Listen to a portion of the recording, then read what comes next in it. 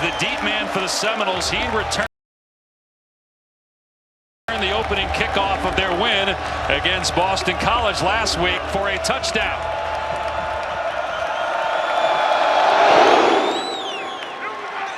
And Benson gets a shot at it, but he muffs the kick, still elects to take it out. Didn't have to, and he will not make it to the 20-yard line. So that's where Florida State will start its operation offensively with Jordan Travis, fifth-year quarterback. Started out at Louisville, transferred in 2019, playing the best football of his career right now. He's second in the country in yards per completion. You saw the numbers over the last 10 games, just spectacular, and capped it with a 321-yard effort a week ago. So improved, Dave, this season for Jordan Travis, and Mike Norvell stood by his side, believed in him. His accuracy really taken another step, and as you mentioned, off to just a tremendous start this season.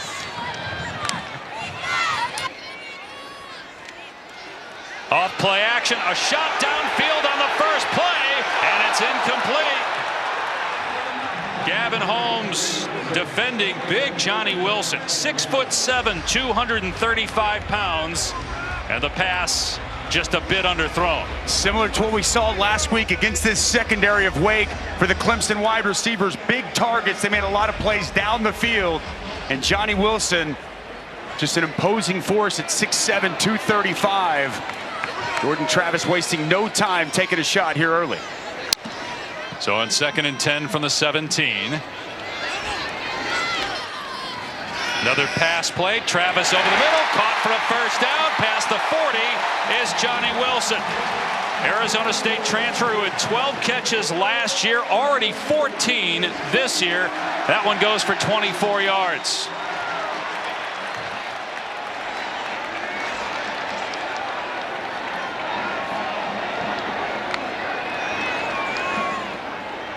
Now they're going to run a huge lane right between the tackles. Ward inside the 30 and finally shoved out of bounds at the 28. Chunk play on the ground, 30 yards for Ward. Well, it's really the balance of this offense, the ability to throw it with Travis and run the football with Trayshawn Ward, Trey Benson. Excellent hold there on the inside, and the vision and burst from Trayshawn Ward with the big game. Inside the 30-yard line, Florida State has scored touchdowns 6 of its 8 opening halves this season. Ward trying to cut it back, and he loses a couple of yards. Brought down at the 29-yard line by Ryan Smenda, 4-year starter. Let's check in with Tom down on the field. Well, guys, and Dusty, you talk about the confidence and the accuracy. Look at how settled Jordan Travis's feet are in the pocket. He has trained himself from the feet up. He used to be an athlete playing quarterback. Now he's a quarterback that uses his athleticism, but if you're not accurate and you don't make good decisions, you can't function at quarterback. That's his 2 best areas of improvement. 1-yard loss, play action, and a tight end screen inside the 20-yard line. Douglas to the 15 and down near the 12. Just the 2nd catch of the year for Marquiston Douglas. That goes for 16 on the screen. Well, I love the play design here, Dave. It's a little screen to the tight end. Maurice Smith, the center, as well as the big right tackle. Turntine out in front, paving a path for a big game. Travis fires over the middle, caught for a touchdown by Micah Pittman. What a great start for the Noles at home.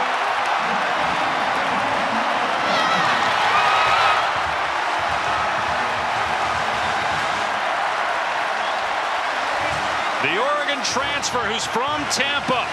His father Michael played for the Buccaneers. His brother Michael Jr. starring for the Colts in the NFL right now. Little play action pass, get those linebackers and safeties up, middle of the field's wide open, an absolute dime and a strike from Jordan Travis to Micah Pittman. As flawless an opening drive as Florida State's had all season long.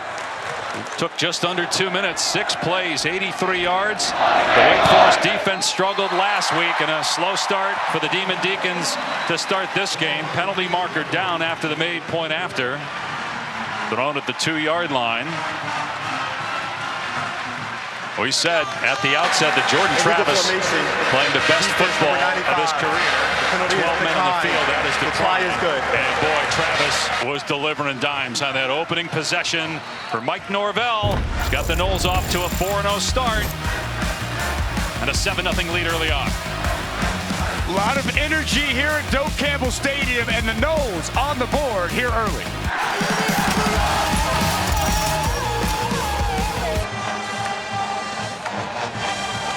Dave Pasch, Dusty Dvorak, Tom Luginbill. We were at practice yesterday, and we said, boy, it feels a lot different. We had been at practices under Willie Taggart towards the end of Jimbo Fisher's tenure. It felt like your father's Florida State team. That's if you have a young father. National champs 9 years ago. But for the last 6 years, they do not have a winning regular season, but you saw how well they've started this year. And already off to a 7-0 lead against Wake Forest. But now it's Sam Hartman's turn. And he's coming off a historic game last week against Clemson. He enters today's game 6th in ACC history, both passing yards and passing touchdowns. And he had 6 a week ago, which not only set the school record, but tied a conference record. But they lost. They had a lead in the 4th quarter, had the lead in overtime in Winston-Salem, but eventually fell to the Tigers. DJ Uiagalelei outdueled Hartman. They both were great. DJ just a little bit better. We'll see how Hartman bounces back. A run play on first down, some room for Justice Ellison, and it's a gain of about 9. Well, this offense is fascinating. You're not going to see it run like this anywhere else in college football, and it's this low mesh right at the point where Sam Hartman makes his decision, and he forces the defense to show their hand. Safety comes up, easy shot over the top. See plenty of that all throughout this ball game today, Dave. And Morin on the wide receiver screen with a 17th catch of the season, 92nd of his career. As many of you know, Sam Hartman did not start the season on the active roster. It's just his 4th game. Made his debut September 10th after undergoing surgery for a blood clot back in August. And here's what you're talking about. Moving up in the pocket. The pass is knocked away, incomplete. Kalen DeLoach got a hand in there to break up the pass intended for Jaeger Bull. Wake is without its starting tight end, Blake Whiteheart, due to injury. And so they got Jaeger Bull and Troy Bull. Those are the only 2 guys available at that position. Todd Hartman was going to take a shot at Donovan Green. Like he had the one-on-one he typically looks for. Over the middle, and it's pulled in near the line to gain by Donovan Green, who had 2 touchdown grabs against Clemson a week ago, a pickup of 9. They operate this offense so fast. Sam Hartman. Quarterback sneak and second effort. Let's see where they blow it dead. He did not get it. He comes up short. Florida State is playing without one of its best defensive linemen in Fabian Lovett. Also Jared Verse banged up as well. So still a good job up front to force a 4th down, and Wake's going to go for it. Their 2 best defensive linemen on that note, Dave. And Dave Clawson rolling the dice there early in his own territory. They run it, and they get it to midfield. Justice Ellison plows forward. A flag down, though. Picked up about 5 yards. Coming back, though. Holding on Wake.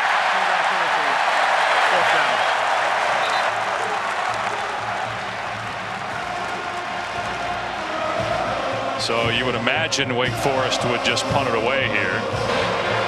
Dave Clawson talking with Jaeger Bull. That's, again, we mentioned, it's not just in the passing game, Dusty. When you have those 2 guys, Bull and Bowl, have played a combined 18 snaps. Yeah, down to their 4th and 5th string tight ends. As you reference, Whiteheart, an excellent pass catcher we saw just a week ago, but also in the run game affects him so much.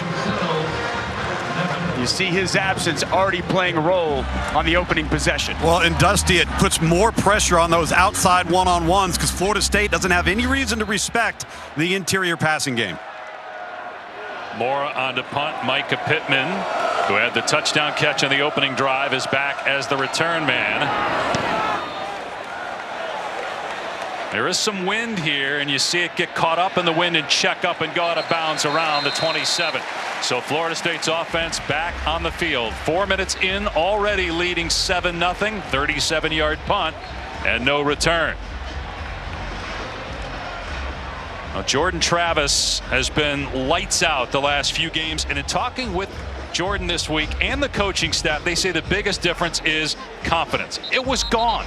He had lost confidence completely, and he wasn't the only one on this Florida State team. But Mike Norvell and the coaching staff have been encouraging him. His teammates have been encouraging him. He's really stepped up as a leader, and he's becoming one of the best QBs in the ACC. Fantastic start. It's also worth noting Mike Norvell, his head coach, also the offensive coordinator, calling plays for the first time since his last year there at Memphis. Here's Trayshawn Ward trying to cut it back, and the ball comes out, and it was recovered momentarily by Wake, but then Pittman hops on it. Wake had it. They couldn't gobble it up, and Pittman with a smart play to jump on it. Opportunity missed here by the Demon Deacons, and what a great hustle play here by Kobe Turner, the defensive tackle, who's been playing outstanding for Wake up front, hustling to the football, punching that out. And Micah Pittman, right place, right time to get on top of that football. Just a whiff by Mustafa trying to jump on that ball. Travis pulls it back, and his arm hit. The ball looked like was going forward, meaning the arm was going forward, and they do rule it an incomplete pass. That was Rondell Bothroyd, who had 8 sacks last year, already a couple this year, that gets to the quarterback. A really nice job here by Bothroyd. Plays that zone read perfectly, and good position when he sees pass declared, gets up the field, gets that right hand up. Nice play by the junior defensive end. 1 second earlier, and that hits the arm, and then the ball comes out, and it's probably a fumble. Instead, you saw clearly their forward pass. Now it's 3rd down and 6. Low snap, scooped up, and Travis' pass is caught but well short of the first down. Wilson with a second grab. Good coverage by Jalen Garnes. Transfer from Navy a year ago, and so here comes the punt team. And Jalen Garnes been playing some great football on the back end of this defense. Good tackling, safety, and that's a tough challenge right there on a 6'7" wide receiver. Stays with him in man-to-man across the middle and gets that big pass catcher to the ground immediately. You'll let him catch him. You got to tackle that big guy now. No doubt, Tom. Mastromano is deep. You see the shifting by Florida State. And Taylor Morn deep for Wake Forest. It's a big stop considering how good Florida State looked on that first drive. Morin has to back up a little bit, has to adjust, and then immediately at the 20-yard line and dumped. Great play downfield by Azarie Thomas as we go to Kevin Agandi in the studio. Dave Dusty, we're chasing history. Aaron Judge looking to set the AL record with 62 home runs and pass Roger Maris. 61 years ago, Maris hit home run number 61 on this date. Pick things up 8-0 right now on the Yes Network, and Judge in his 5th at-bat in the Bronx. Michael Kay on the call. Upstairs, 1-0.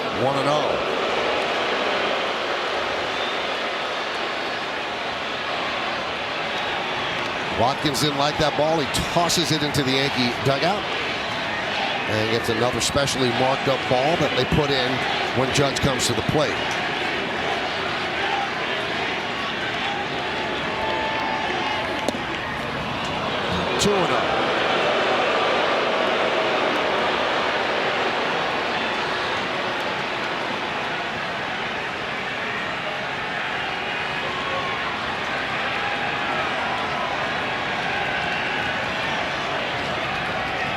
And the pitch outside, 3-0.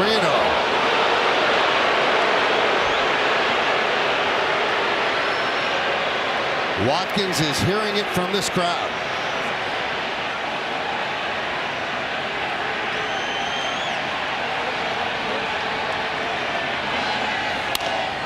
High fly ball, right field. Hayes on the run toward the line. It's in the seats, foul.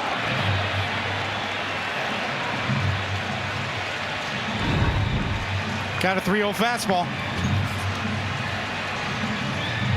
Just underneath. Again, he has been pitched away, away, away all day. And the 3-1. Slide the other way, foul. And another 3-2 count on Aaron Judge.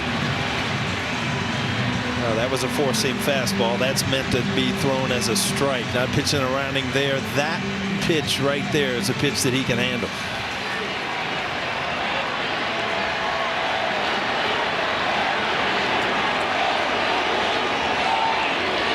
And the payoff. Swing and a miss.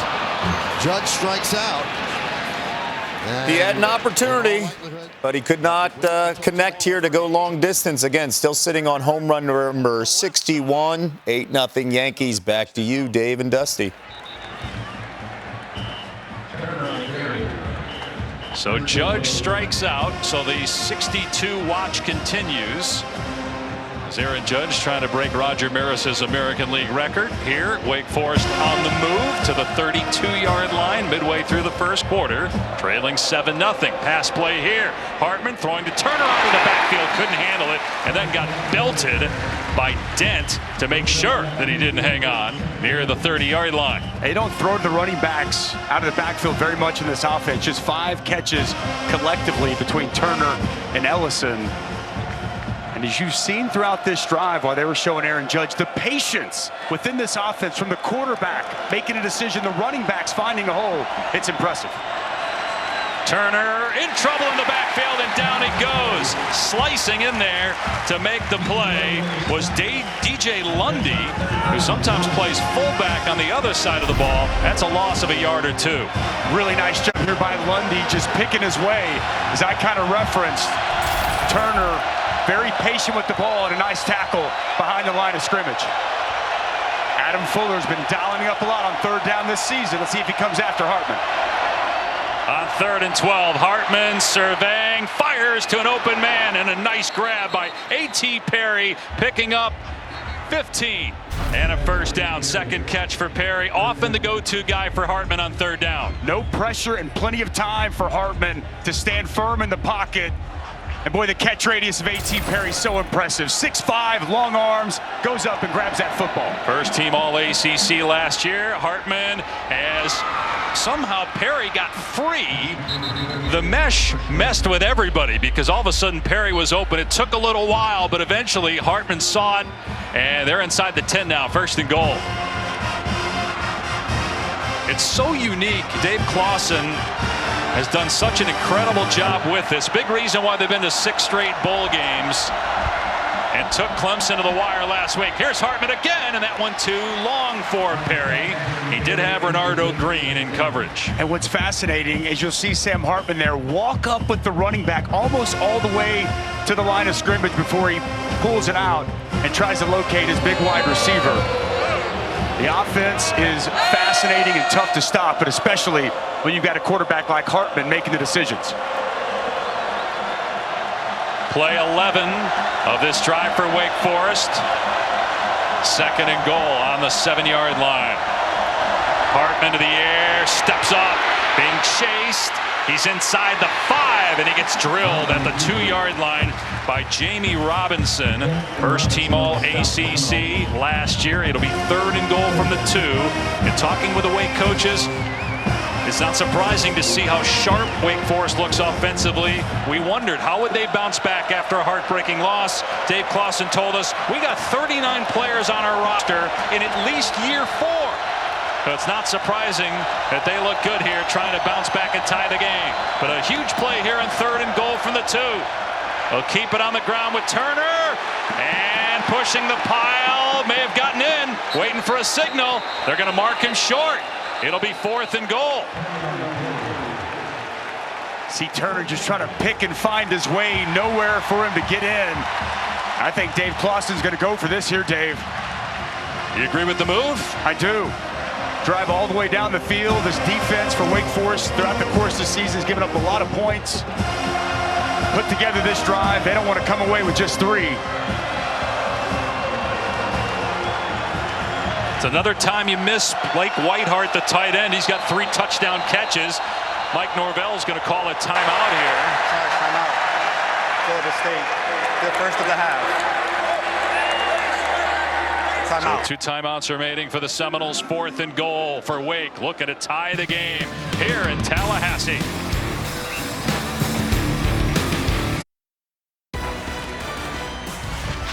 College football on ABC is presented by Arby's. Arby's, we have the meats. It was an instant classic last week at Wake Forest. The Demon Deacons, though, lost in double overtime to Clemson 51-45. First loss of the season for Wake. Sam Hartman had 6 touchdowns in that game. What will he do here on the 13th play of drive number 2 of the game for Wake Forest? It started on their 20. They're at the 1-yard line, 4th and goal.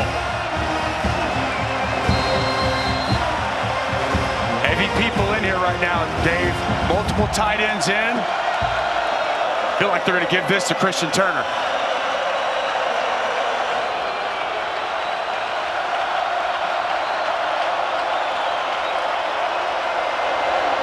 It is Turner. Falls forward. No signal yet. Boy, it looked like he got in, and there's the signal. Touchdown, Wake Forest. Christian Turner with his 3rd rushing touchdown of the season. That pays off a great drive from 1 yard out. No question. Dave Clawson saying we're going to line up and run it right at him. Extra offensive linemen, 2 tight ends in the game. And Christian Turner, 5'11", 200 pounds, bulls his way into the end zone. Just barely breaking the goal line. Excellent way to cap off a fantastic 13-play, 80-yard drive. Dusty, these backs, they are so powerful with a forward lean. You never see them not fall forward. 100%. Same with Ellison, Turner. Yep. It's a great point, Tom. Always leaning forward, falling forward. Helped enable Turner to get in the end zone on 4th down. Replay looking at this, again, almost impossible to tell because you couldn't see the ball carrier or the ball, whether he got in, but ruling in the field was a touchdown. You would have to think that it would stand, even if they spend more time than they currently are. Keep in mind, too, here, not just with this snap, but the rest of this game, especially if it comes down to the end, they have a backup long snapper in. Will Cobb, you see him there, number 32. Matthew Dennis on for the point after. Smooth operation there, and the game is tied at 7. 4:25 to go in the first here in Tallahassee.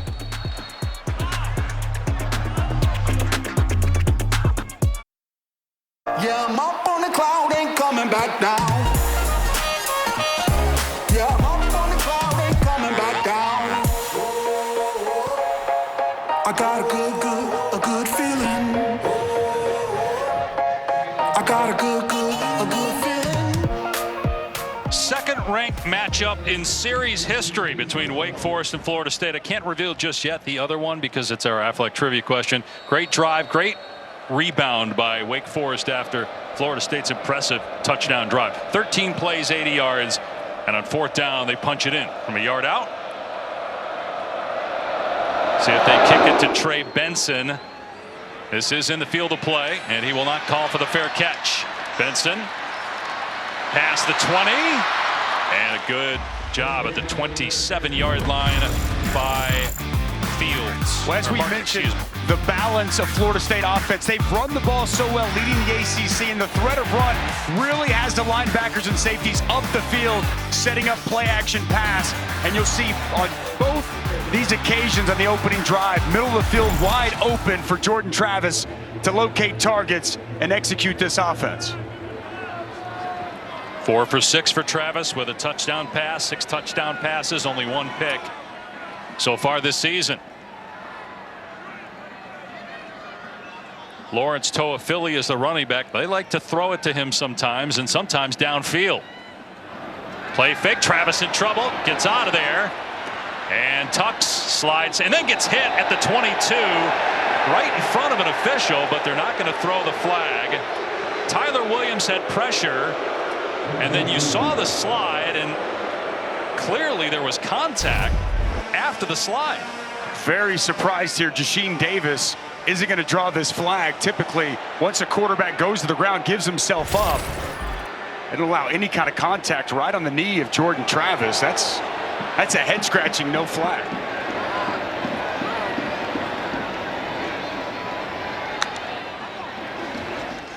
Travis with a quick throw to the flat.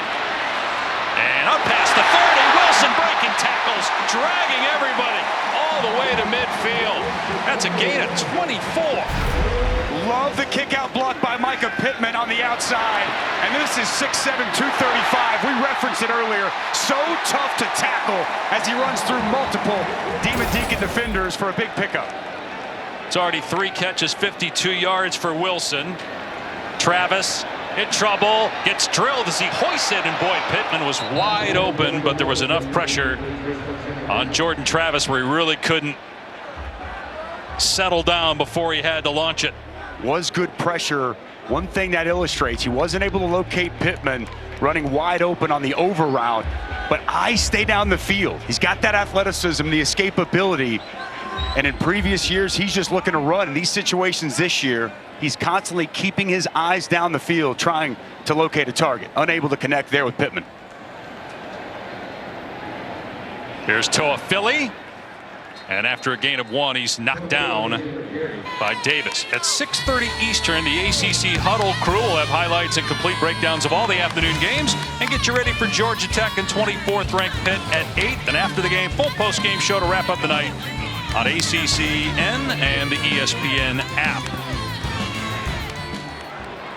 5 games today involving ranked teams. 2 in the ACC, ABC Prime, Clemson, NC State. Battle of the top 10 teams. Of course, game day was on hand in Clemson today. So 3rd down and 9 for Travis. Pressure off the edge. Travis on the move. Throws it downfield and high. Going for Malik McClain.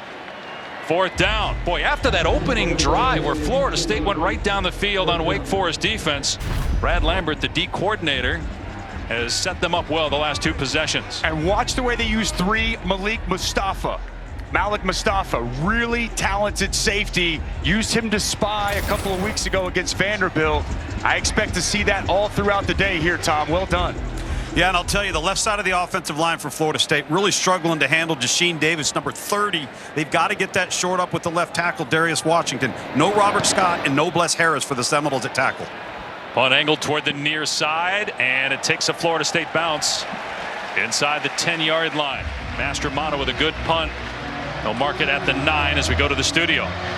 Time now for our Mayhem Moment, brought to you by Allstate. To the Horseshoe, Rutgers needs all 3 phases to win the day here, Booger, and they get a big break here on the punt. Yeah, punt returner trying to do too much. You probably want to let that one bounce, but Rutgers is Johnny on the spot, Kev. Emeka Egbuka fumbles, and then Evan Simon to Sean Ryan. First ever lead for Rutgers in 9 games against Ohio State, and then the Buckeyes said enough. Yeah, when in doubt, give it to the running backs for Ohio State. They're the best group in the country. Mayan Williams, a pair of touchdowns. Buckeyes up 14-7. Back to you guys. All right, gents. Here it's 7-7, Wake Forest possession. Ellison, nice run out to the 17. Gain of 7 on the play. Tatum Bethune, the leading tackler on the takedown. Seeing this Wake Forest rushing attack have a lot of success. You see Ellison able to get to the edge on the right side. Defensive end comes crashing in. No linebacker over the top. Gonna run it again, and a backside play is made for a loss at the 16-yard line by Brown, Shaheem Brown, at the 16 for a loss of 1. Really well timed there by Shaheem Brown. Gets to the line of scrimmage right after the ball is snapped, knifes through, and makes a quality play from the backside. You talked about the run game has been good until that play. They struggled rushing the ball this year. Hartman throwing it, and it's a first down catch for Mr. Reliable A.T. Perry. Out to the 23, junior, who's from Lake Worth, Florida.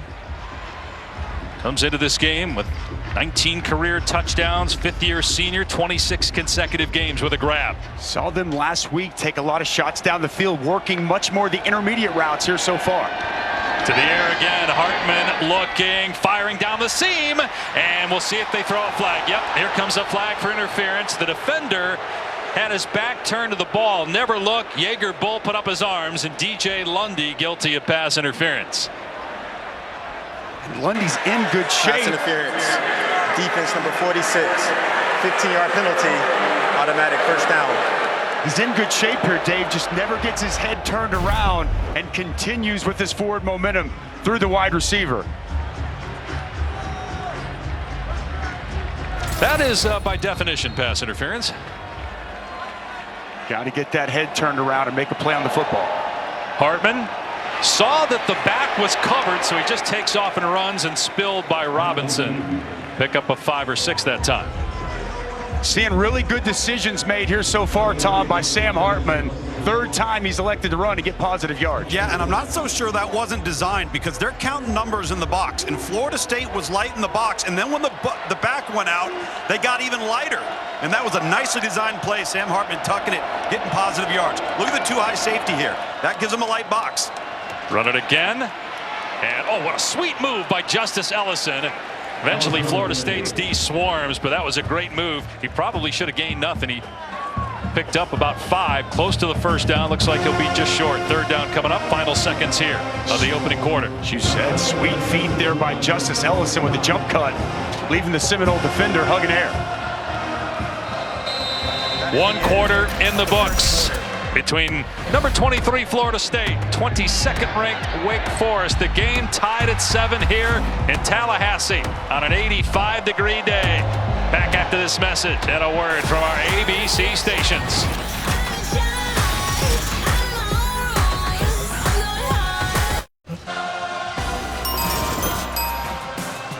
Coming up tonight, our Saturday night football game presented by Capital One. Top 10 teams meeting in Clemson. NC State taking on Clemson on ABC, the ESPN app. Also, Pat McAfee hosts our ESPN2 telecast.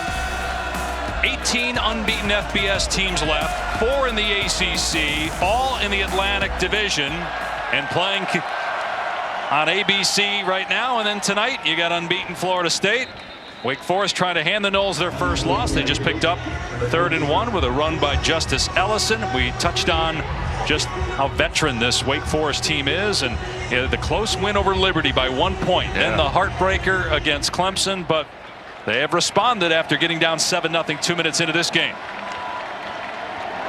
Hartman to the air, setting up, looking deep, got a man if the ball's there, but it's overthrown inside the 10, going for A.T. Perry, who had the defender, Jarian Jones, beat. Tough to overthrow A.T. Perry, and typically a pass Sam Hartman doesn't miss on, just a little bit too much on the football. Nice job there off the line of scrimmage by A.T. Perry, coming clean, and a missed opportunity from Sam Hartman. Normally so accurate, throwing the ball down the field. They'll take a lot of shots too. On 2nd and 10. That one zipped in there inside the 45. Jamal Banks, who had a big day against Clemson with a couple of touchdowns a week ago. He'll come up just short of the line to gain 3rd down and about 2. And he has really emerged as a premier wide receiver in the ACC. 4 touchdowns in the last 2 weeks. Worked a lot in the offseason, building his confidence, his chemistry with Sam Hartman. Got great body control and a good route runner.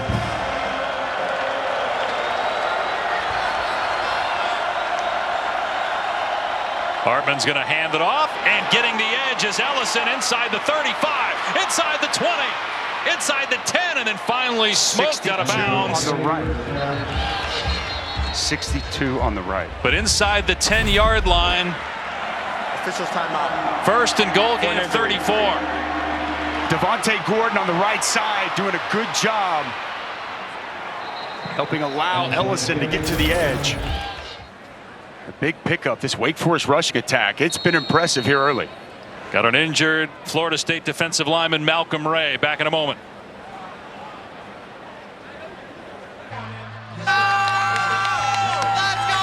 Take a look at the Taco Bell Live Más student section. Student sections across the country are competing to be the Live Más student section of the year all season long. And boy, just being here in Tallahassee the last few years, today's atmosphere feels like 2011, 2012, 2013 when Jameis Winston was here and Florida State won the national championship 9 years ago. Been a rough last 5 years, and they might trail 7-7, and inside the 5-yard line is Justice Ellison. They split carries between Ellison and Turner. Turner got the last goal-to-go situation and scored.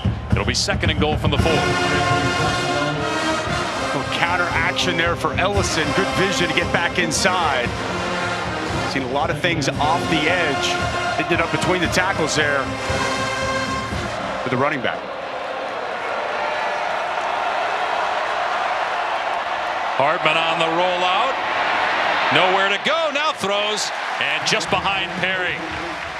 It'll be 3rd down and goal. And that's an outstanding job by the safety, Jamie Robinson, plastering to A.T. Perry. Hartman bought time, could not get his big target to come open. Well, defense there on 2nd down. A.T. Perry's got to be somebody you locate and identify in this spot. And if he threw that inside, I think Robinson would have picked it off. Up top, singled up to the boundary. On 3rd and goal, Hartman to the air, waiting, in trouble. Oh, but the block got picked up, so he finds Perry for the touchdown. If he stepped up anymore, he was going to get creamed, but an offensive lineman picked up a defender late, and that allowed Hartman a little extra time to find Perry for the go-ahead score. Well, man, Sam Hartman, as you mentioned, buying himself some time, keeps his eyes down the field, and it's smart by A.T. Perry to work away from the coverage of Marion Cooper. Got to stay with him throughout the entire route. Kind of slips. A.T. Perry comes open, and Hartman finds him for 6. And it's 14-7. 12-play, 90-yard drive by Wake Forest that took 4 minutes and 16 seconds off the clock. Well, it's one of the most explosive offenses in all of college football. So difficult to defend. And Sam Hartman buying himself some time and finding his favorite target, A.T. Perry. Oh, yeah. You got it. The active leader in passing touchdowns, Sam Hartman, with the 86th of his career, 14-7 Wake. Well, let's take a look at this great block by Justice Ellison. Delayed blitz here by DJ Lundy. And Ellison and these running backs do such a good job blocking and protecting. That buys Sam Hartman just enough time to roll out, and locate his big wide receiver. What a great job there by Ellison, Tom. Yeah, there's no question. I think that's the most undervalued part of this offense is with the slow mesh. And I know it wasn't there on that pass play, but you've got the quarterback 1.5 yards from the line of scrimmage, and the running back essentially becomes your A-gap blocker, and he's right in front of you. He really created that play and allowed Sam Hartman to flush and make the throw. Ball fell off the tee. Wake Forest wasn't even sure that they were going to be able to make it down here. In fact, they moved up their flight yesterday, not because of the weather here in Tallahassee, but the path of the flight. There would have been significant turbulence, and they may have not arrived in Tallahassee. They moved their flight up yesterday morning, got here a little bit earlier, and they have a 14-7 lead. Kickoff from Mora, and Benson. Boy, should have just let that go out of bounds, and it did. I think because he stepped out of bounds when he touched the football. The ball will be placed at the 30. So let's go to the studio and check in with Kevin. The ball will be placed at the 35. Midday in week 5 over on ESPN. Penn State up 7-0 against Northwestern. ESPN 2 undefeated Kansas up 7-0 against Iowa State. SEC Network, it's scoreless between A&M and Mississippi State. And ACC Network, Mac Brown, North Carolina up 21-3 against Virginia Tech. Back to you. I think you'd all agree too, Kev and Dusty and Tom, that it's Kansas-Syracuse national championship. This is the way this is trending right now. No question, absolutely. You're feeling it, Dave. You're feeling it. Schrader and by the way, just throwing it out there. Daniels, Heisman Trophy candidates. If Syracuse beats Wagner, they're 5-0 for the first time since 1987. Where'd you go to school? Do I even need to answer? Travis in trouble in the backfield. And falls forward. The ball came out at the 38-yard line. Wake's got it. Travis turns it over.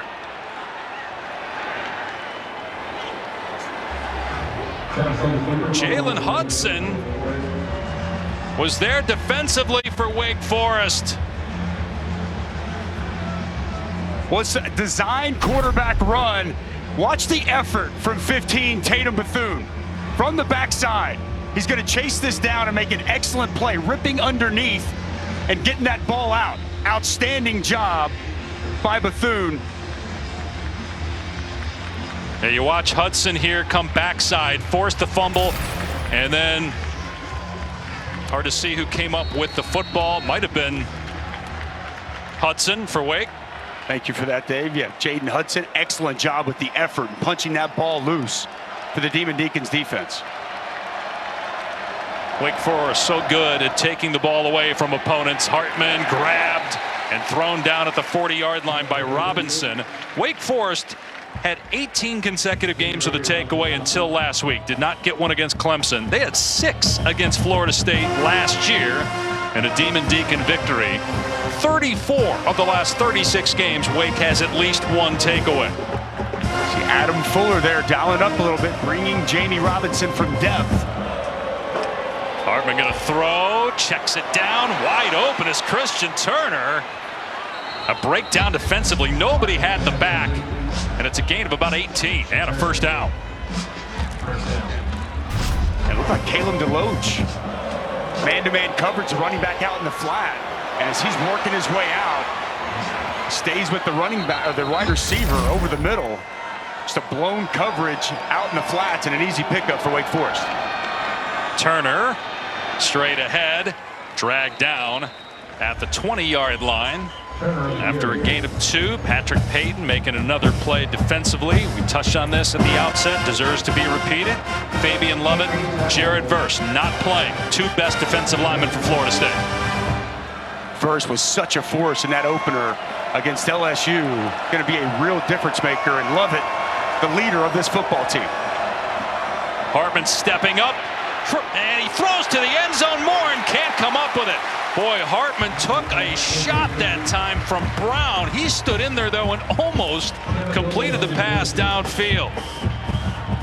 When Hartman is just so calm with bodies around him, stands tall right there, bodies in his face as he works his way up, stepping up into the pocket. And this is an outstanding job by Kevin Knowles, getting the right arm up and getting the pass breakup. Big play defensively here for Florida State. After the turnover, quick change. Wake is on 3rd and long. Hartman downfield. Ball is caught inside the 5. Into the end zone for the touchdown. Donovan Green with an incredible grab. Excellent coverage by Florida State. But Hartman hooks up with Green again. They did it twice last week against Clemson. Going to bring the blitz right in the face of Hartman. He stands firm in there. And how about the ball placement? Back shoulder and the one-handed grab by Donovan Green, bringing it in and getting to the end zone. Dusty, that's the play. That is the play that Adam Fuller, the defensive coordinator, said his guys had to make this week, because Clemson did not make them last week. Florida State's going to have to bat some of those down or get a turnover, because that is where Wake Forest is really good with their outside targets. Green's in perfect position there, Tom. Yep. Just ball put right on that outside arm, and an excellent job bringing it in by Green. Point after makes it 21-7. Wake Forest. That's 2 touchdown passes for Hartman after 6 a week ago. 87 for his phenomenal career. And they make the most of this fumble by Travis. On 3rd down and long, they score a touchdown and go up by 14 on the road.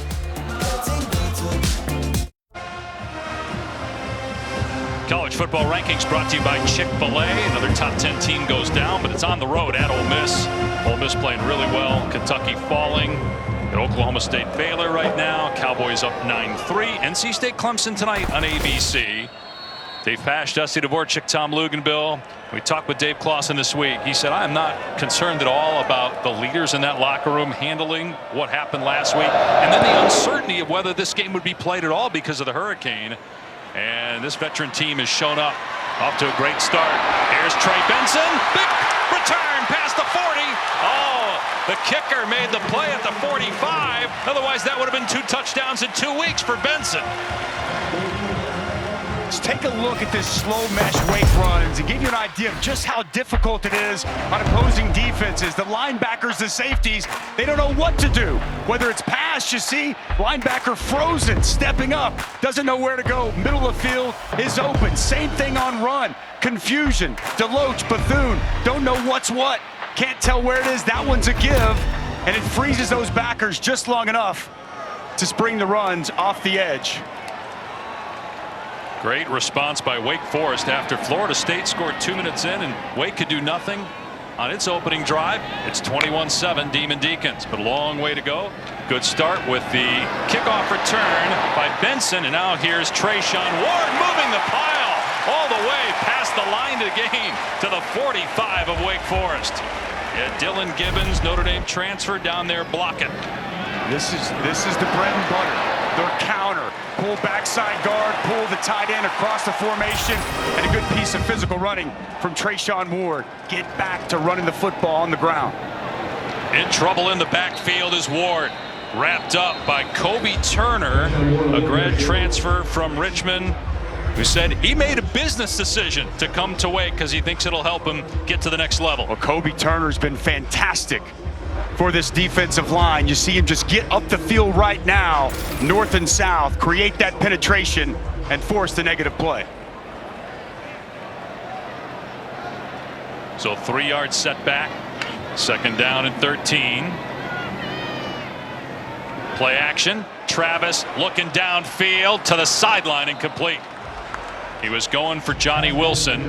Seems like secondary for Wake has settled down since early on. Absolutely. Well done out there on the edge by Isaiah Wingfield. This entire defense has settled down. First drive could not really get their footing. And now a crucial 3rd and long for Jordan Travis in this offense. Florida State 14th in the country on 3rd down. Travis just 5 for 10 passing the ball. 3rd down and 13. Got to get to the 35 of Wake Forest. And Travis going to throw it underneath out of the backfield. Benson, and he's got no shot. So a gain of only 4. It's 4th down and 10.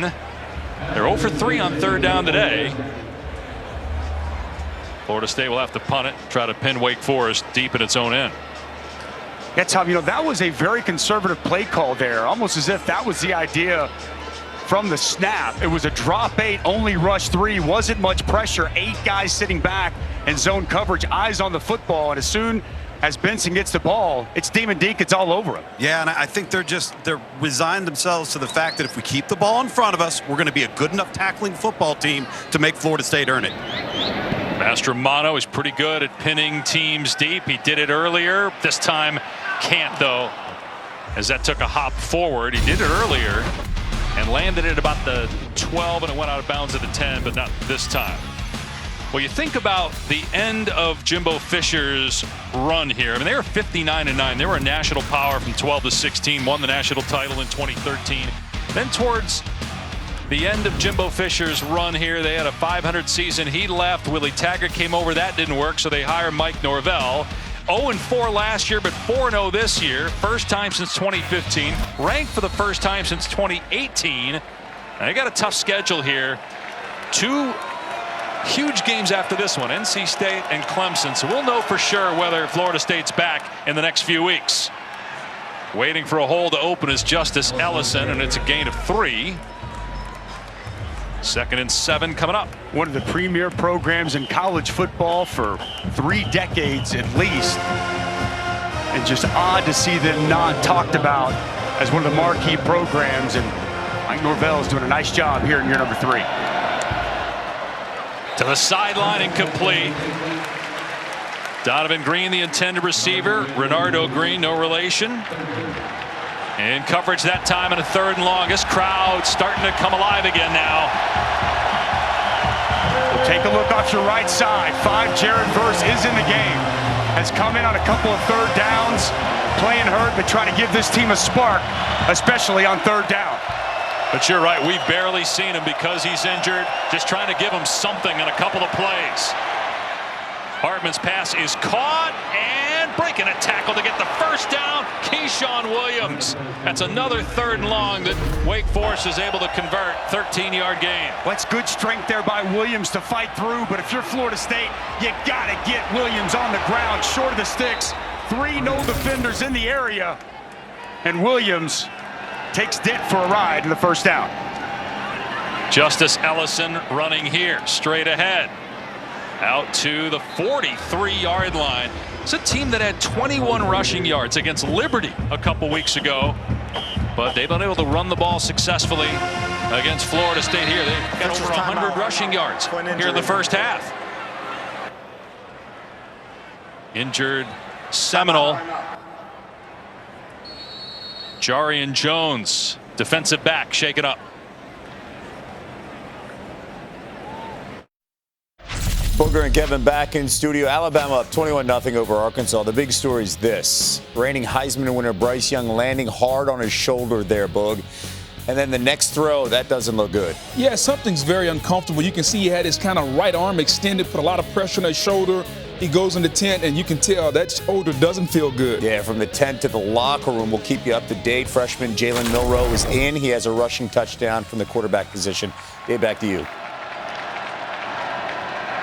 All right, Kevin, obviously we'll keep a close eye on what's going on there with Bryce Young. Alabama up big on Arkansas. Wake Forest up big on Florida State and looking to add to the lead. First down pickup, Justice Ellison. At this point, you wonder if Florida State need a takeaway because Wake Forest can do no wrong offensively. They're picking up 3rd and long and scoring on 4th and goal. Running with ease against that Florida State front. Which is outstanding patience and vision there by Justice Ellison. Hartman to the air, delayed pressure. Hartman, though, gets rid of it, but it's incomplete. It was behind Bull, the tight end. Yet Kalen DeLoach come roaring into the backfield, but Hartman's so smart. Saw it, just couldn't complete the pass. Just a little bit outside his intended target. Nice job on the pressure by DeLoach. It's so hard to rush him, though, Dusty. I mean, even if you get in his face, the ball's out. You might touch him, but he's not taking any direct shots. 2nd and 10 on the 48 of FSU. Hartman to the air again from the pocket. Caught near the line to gain. Jamal Banks at the 39. They'll mark him a yard short. Good tackle by Green and Robinson to make sure he didn't stretch the ball out and get the first down. Nice route there on the dig by Banks. Easy pitch and catch. Wake 7 of 9 on 3rd down. Ellison falls forward. Did not get it. Leonard Warner on the stop. You would imagine Wake would go for it here on 4th down, right? Yes, I do anticipate they go for it. It's a huge 4th down, potentially for the Seminole defense. They bring in an extra offensive lineman and Spencer Clapp and a tight end as well for 4th down and 1.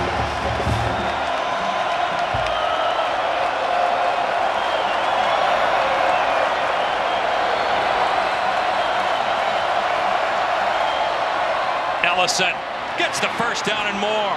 They just gash him right up the gut for 10 yards to the 29 on 4th and 1.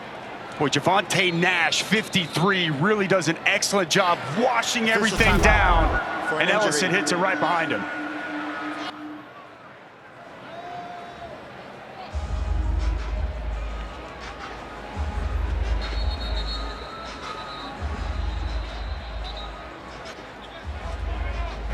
Got an injury timeout, official stoppage here with 6:15 remaining in the half, and Wake Forest looking to extend a 21-7 lead.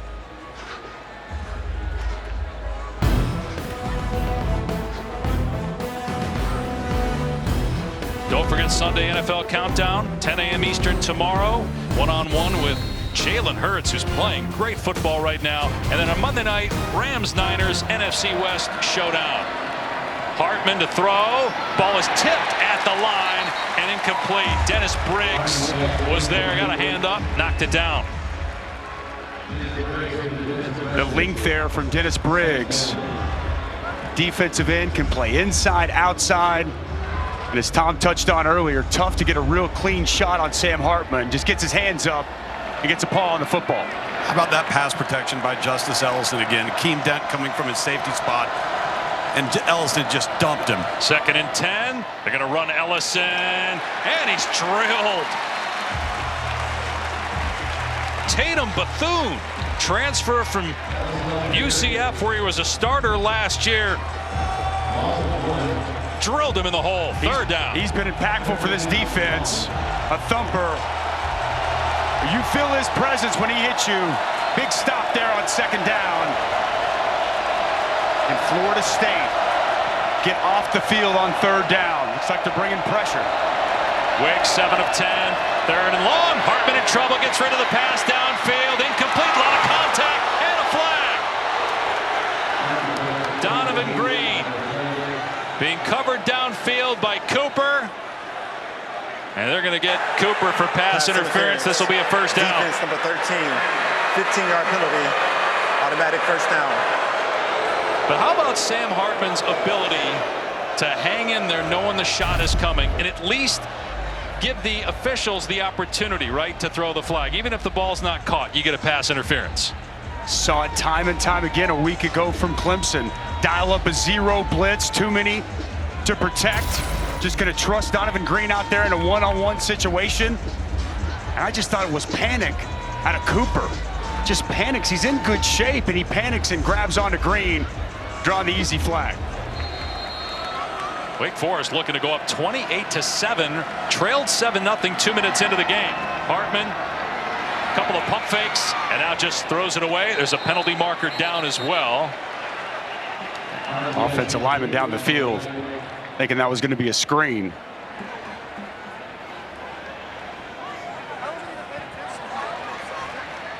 Other than that, though, the poise and leadership of Sam Hartman on full display after losing last week the way they did. Holding, offense number 55, 10-yard penalty, repeat first down. It's on Juergens, the center, but Sam Hartman, 23 years old, a guy that, and talking with Dave Clawson yesterday, said he's grown so much as a leader. The message that Clawson gave to him about a year and a half ago was learn to be a leader at all times, even when things aren't going well for you. If others are having success on the team and you're struggling, don't hang your head.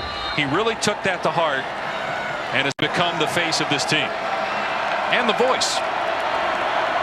1st and 20, Hartman looking, throwing, end zone, diving attempt, incomplete. Green couldn't come up with that back shoulder throw. Azarie Thomas, a true freshman in coverage for Florida State. Good coverage there by the true freshman. The ball placement, though, only where his receiver can make a play on the football. See Green doing a nice job adjusting to that ball, trying to sneak a foot in, unable to complete the process of the catch. You can make the point that he should have caught that. Good ball. Hartman looking downfield again, instead throws to the sideline. It's caught by Banks and wrestled out of play by Green. They get a little bit back, gain about 7. Another 3rd and long coming up as we hit the 5-minute mark. Got to give a lot of credit to Kevin Higgins, the wide receiver coach for this Wake Forest football team. Tom, this wide receiver core, from the route running to attacking the football, it's as good as you'll see on any given Saturday. It's as good as I've seen in college football this year, with receivers coming back to the football. Just helps the quarterback so much. Look at the numbers on 3rd down for Hartman. 5 of 5, 2 touchdowns, 3rd down and 12. Hartman in trouble. This time he's sacked, and it's Jared Verse giving Florida State everything he's got. Limited reps today because of injury, but makes a much-needed play, a loss of 10. But when Jared Verse is healthy, he's going to be one of the best defensive linemen in all of college football. Watch the inside move he makes on Nash, then even pins the back of Mangan and ricochets back up into the quarterback. Huge sack to get this Knoll defense off the field. Great to see him back on the field, making an impact for this defense. 44-yard field goal try from Matthew Dennis. It's hugging the right upright, and it's no good. First miss of the season for Matthew Dennis, and it remains 21-7. We were told yesterday, and we knew it was a game-time decision on Jared Verse. Hadn't practiced really all week long. We did not know if he was going to play. Comes up with a crucial play here before halftime, and Mike Norvell, man, he loves it. The coaches told us if he plays, because he hasn't practiced, we don't know what he's got, but we saw it on that play. And they were telling, you mentioned the LSU game, the blocked extra point that won the game was because of Jared Verse and something he had done earlier in the game that led to a blocked field goal. So it's on special teams, it's on defense. He means so much to Florida State. Ball is caught by Trayshawn Ward, out of bounds at the 33-yard line. A gain of 7 on the play. Jordan Travis trying to get it going again. Hot start, but he's been quiet since that first possession. Does that spark this offense and give them some momentum heading into the half? Ward running left. One man to beat. Down the sideline, but he stepped out. Stepped out at the 49. Still a gain of 16. Nice job blocking off the left side. Dylan Gibbons gets out in front. Gets just enough of the linebacker. Hazen helps bring that nice run by Trayshawn Ward. Excellent burst through the hole. There for 8. Already 56 yards for Ward, who averages 88 yards rushing per game, 5th in the ACC. Plenty of time, 3 minutes to go, 2 timeouts left for Florida State. Travis to throw from the pocket, hitches and out, almost intercepted. Gavin Holmes went up with one hand, tried to pick that off, but batted it to the ground. That ball sailed. Fortunate there for Jordan Travis. Thought he missed an opportunity over the middle. Look at Micah Pittman open. Kind of just stayed locked in on that receiver the entire time. Just a half-field read, never took his eyes off his target, and fortunate that one wasn't picked off.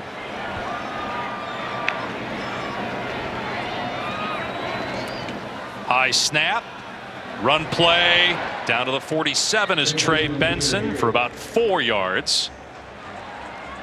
So 3rd down and 6 coming up for Florida State. 2.5 to go. So far on 3rd down, Florida State yet to convert. 0 for 3 on the most crucial down. And coming into this ball game, they've been excellent so far. Wildcat here with Trey Benson in at quarterback. Check that. I'm sorry. It was Travis. 1st down throw to Benson, who is out there on the edge to the 40-yard line. 1st down. Let to go empty there. Nice job catching that football by Trey Benson. Huge, crucial conversion on 3rd down. Nearing 2 minutes to go. Travis from the pocket, pressure up the middle. Travis escapes, throws on the run, and it's a strike to Pittman inside the 25, down to the 22 for 18 more yards. Travis getting in a groove now, throwing the ball. Well, I love how when he breaks the pocket, watch his eyes. They stay downfield, and he's talking to Micah Pittman, conducting traffic, and he locates his target for a big 1st down. Allows him to go up tempo with this rhythm offensively.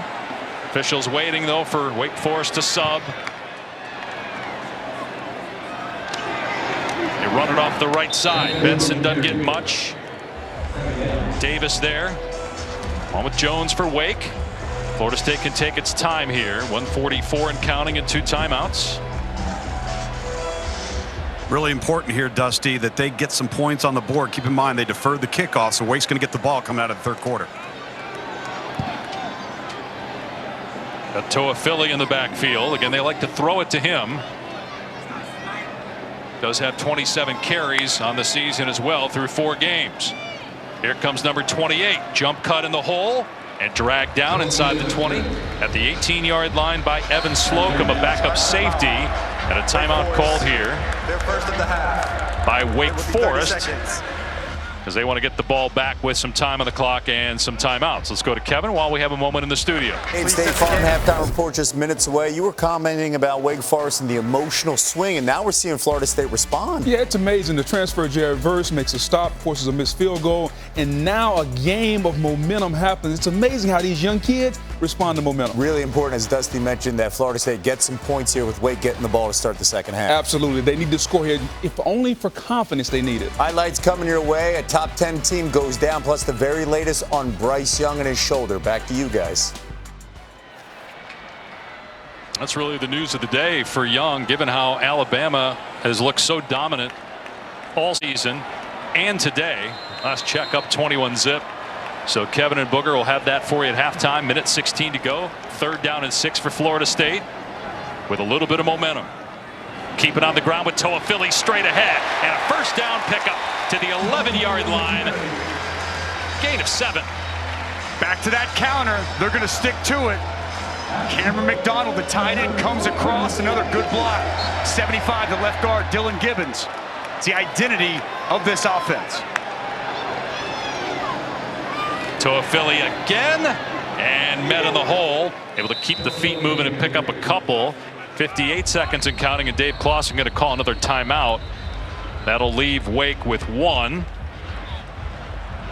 54 seconds on the clock.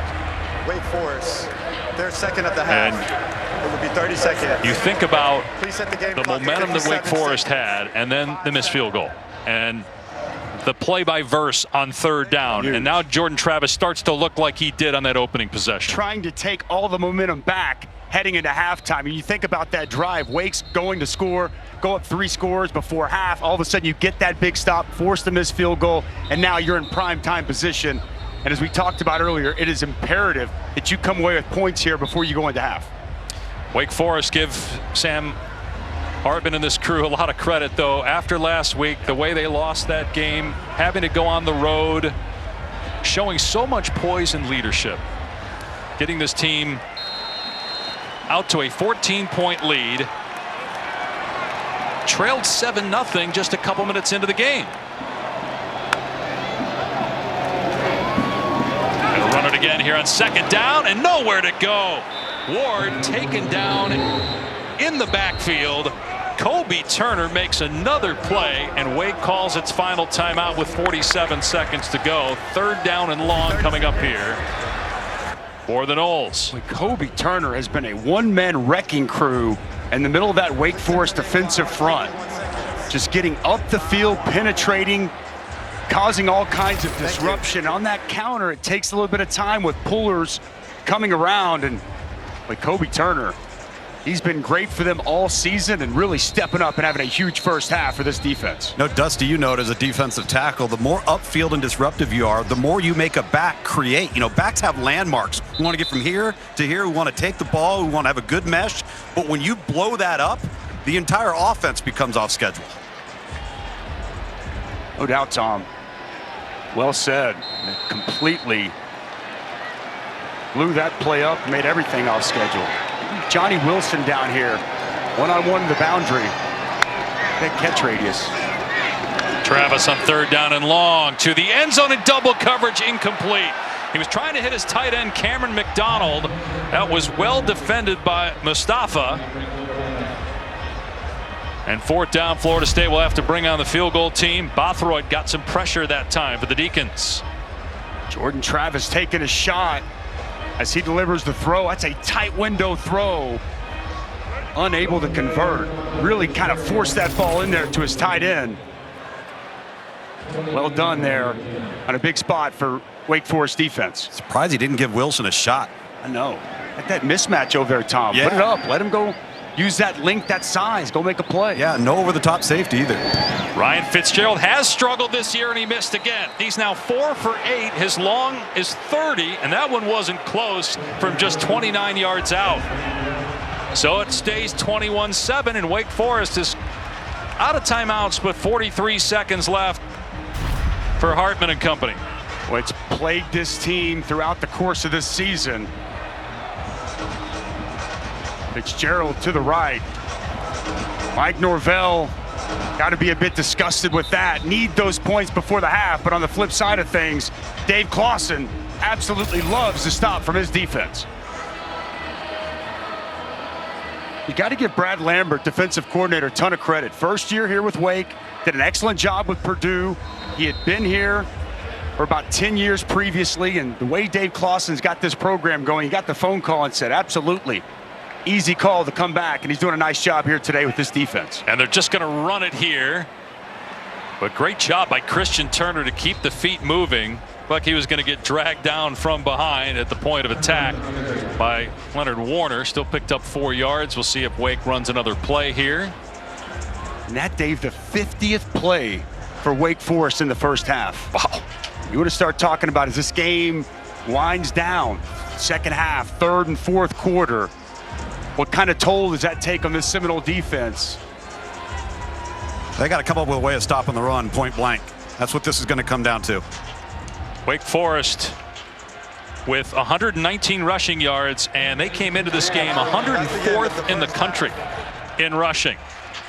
21 unanswered points for the Demon Deacons after an early score by Florida State. We'll send it to Kevin Agandi and Booger McFarland for the State Farm halftime report after these messages and a word from our ABC stations.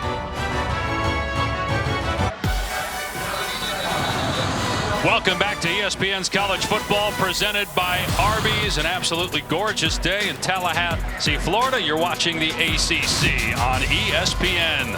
Battle of ranked teams today and tonight in the ACC. Don't forget ABC Prime, Clemson, NC State. Here it's number 22 Wake Forest leading 23rd ranked Florida State 21-7. The Seminoles got out to a 7-0 lead. Jordan Travis had 3 completions on that drive, had 6 the rest of the first half.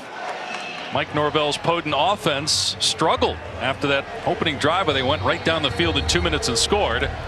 They're ranked for the first time since 2018 and 4-0 for the first time since 2015. And they're going to have to start the second half on defense. Fair catch, so it will come out to the 25. Dave Pasch, Dusty Dvorak, and Tom Luganville down on the field. Obviously, they're going to have to score, but they got to get a stop first. What adjustments have to be made defensively? Well, first and foremost, Florida State's going to have to do a better job stopping the run because Wake Forest's ability to run the football was too much. Justice Ellison was fantastic. 89 yards on the ground in that first half, a career high in just 2 quarters. They've got to make that adjustment. And Sam Hartman, man, was he fantastic running this offense, dropping dimes all over the field, especially this one to Donovan Green for 6.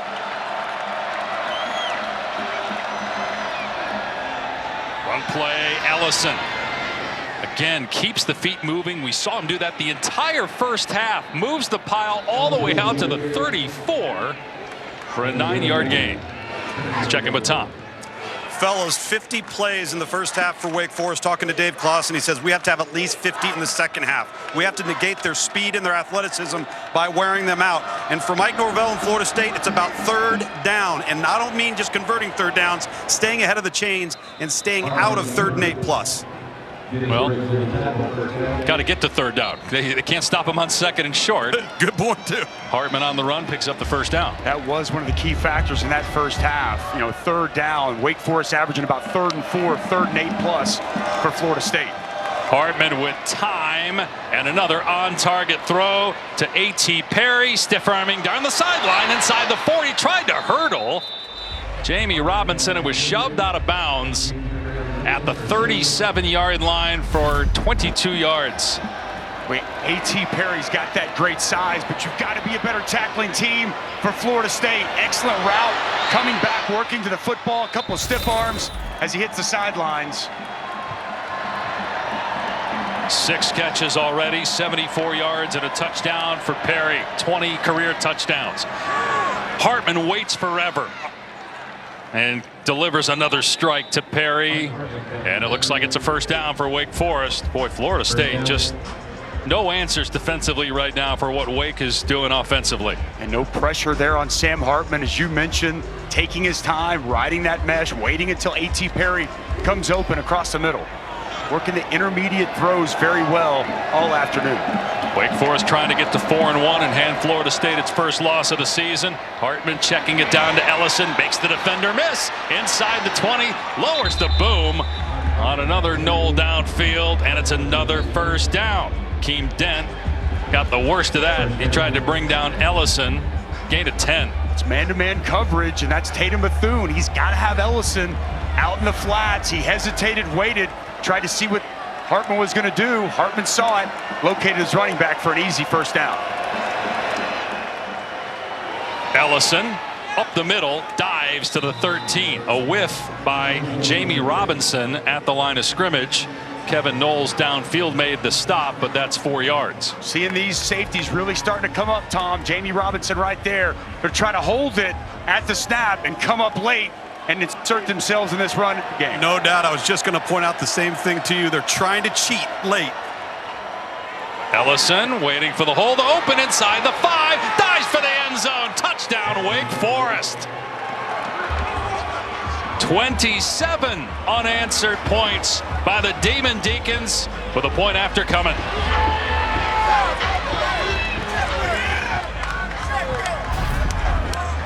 Justice Ellison just having himself a career day. Excellent double team. Inside, they get good movement. And then it's Jaeger Bull, 83, coming back across. Key block there on Deloach. And it's just Ellison the rest of the way with that forward lean sneaking under Seminole defenders. Not the prettiest looking point after, but it goes through, and it's 28-7. 2 rushing touchdowns for Wake. That's the second for Ellison this season. It is all Deacons on the road in Tallahassee.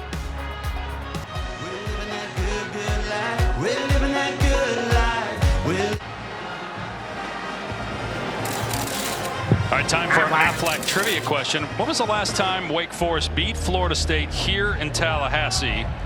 I'll give you a hint. It was the first, and before today, the only time that these two teams met as ranked teams. Any thoughts? Any guesses? 2006? It's actually close. And I could see why you'd say that, Tom, because Wake won the ACC that year. Right. But that is incorrect. 05. Colder. Popped up. Loose ball. That's a live ball at the 15-yard line and gathered in by Preston Daniel. Dangerous moment there almost for Florida State. All right, so let's go ahead and answer this. You said 05. Luke said 06. And the Aflac trivia question, the last time that Wake won here in Tallahassee, it was 2008. Wake was 18th. Florida State was 24th. That's the only other ranked matchup in this series. Wake Forest has only beaten Florida State 8 times. 8 in the history of this series. Wow. 12-3. Like a baseball score. It's 28-7 here today. Florida State crowd seems stunned. Wonder if the players are as well with what's transpired. And some running room up the middle for Trayshawn Ward. That was a good tackle by Garnes. Otherwise, Ward might still be running. Gain of 6. Counter right up the middle. Nice blocking and quality run by Trayshawn Ward. This is a massive drive for Florida State, Dave. No question. They've got to get something going. Got to get some momentum. The crowd not very lively here in the second half, and Wake Forest has made that last drive look easy. This offense has got to spark this football team. Florida State missed a 44-yard field goal, a 29-yard field goal, excuse me, at the end of the first half. Over the middle, Pittman, who had the touchdown catch in the first quarter on the first drive, takes defenders for a ride for 24 yards out to the 45. Nice job here by Jordan Travis. Little read, going to bring that safety Mustafa down. Middle of the field's open, and a strike delivered to Micah Pittman. What we saw in the initial drive, that first touchdown pass, get that run game going. They can set up some play action, some zone read, and open up the middle of the field. Been hard for Travis to get some rhythm because they've had the ball for only 11 minutes. Hard running by Trayshawn Ward. No gain, maybe a half yard. Towards the end of that second quarter, Travis started to get going, but the drive stalled and they had the missed field goal. They seem to be at their best where they can start going up tempo. Allows Travis to get in a rhythm. Got to stay ahead of the change, though. That's got to be the difference between the first and second half. And again, Tom, that first drive, they made it look so easy going right down the field in 2 minutes, but it's been tough sledding since 2nd and 9. From the 46 of Florida State. They fake the pitch. Travis looking downfield to Pittman. Pulled in at the 30-yard line. 24 more yards. Pittman's been the spark. Well, it's good protection. Plenty of time for Jordan Travis to survey the field and find Micah Pittman coming open in the middle of the field. Nice route and quality hook up there to get this offense in action. And now they can go up tempo after the big play. Down to the 25-yard line is Trey Benson, upended by Garnes. 5 yards on the ground. Surprised we haven't seen Trey Benson a bigger factor in this game. Just haven't been able to get him going. Coming off his best game of the season against BC, the kick return, but also physical punishing runs their last time out a week ago. Yeah, had 2 offensive touchdowns along with their kick return you mentioned. First Florida State player ever to do that. Think of all the dynamic, talented players they've had that were returners as well, that had offensive touchdowns, but nobody did what Benson accomplished last week. Benson, the ball carrier, just a 1-yard gain to the 24.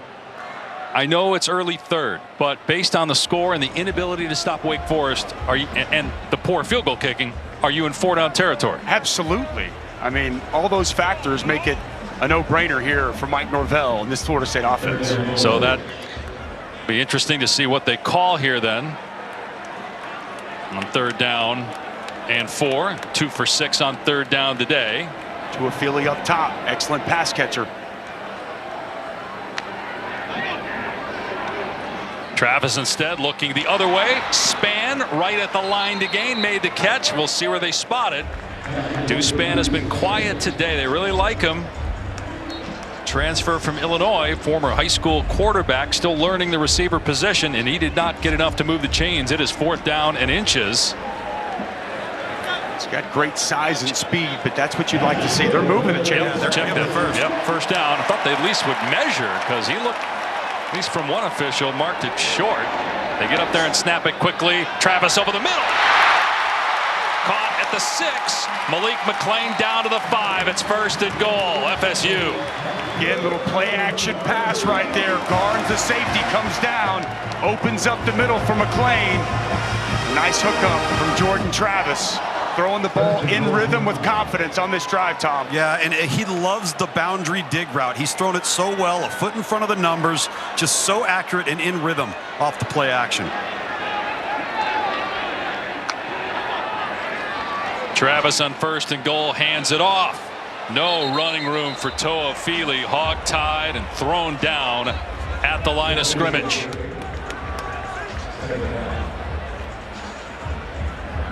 Second and goal for FSU. Smenda was in there to make the hit. Bothroyd has played an excellent game. Also there. Play 10 of this drive for Florida State coming up. Down here in this area before half, came away with no points.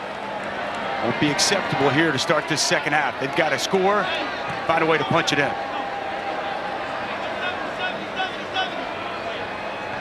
Wake with 9 in the box. Travis throwing end zone, got him in. It's Pittman in the corner. Touchdown, Florida State.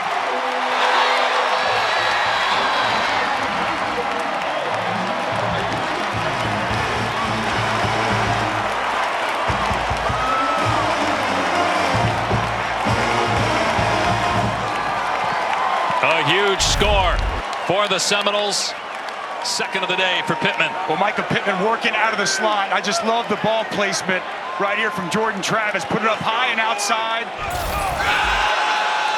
They're going to go for 2 here. You guys surprised here going for 2? Yes. He must really not trust his kicker at this point. That must be it.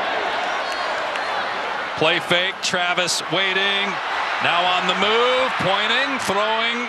And it's intercepted in the end zone. Picked off by Galvin Holmes, so it remains 28-13. That has to be the reason, because of the missed 29-yard field goal. He must not trust Ryan Fitzgerald at all to go for 2 there. Well, Florida State needed a spark, and that's exactly what they're able to get. Jordan Travis finds Micah Pittman for the second time. Knowles on the board. Let me show you.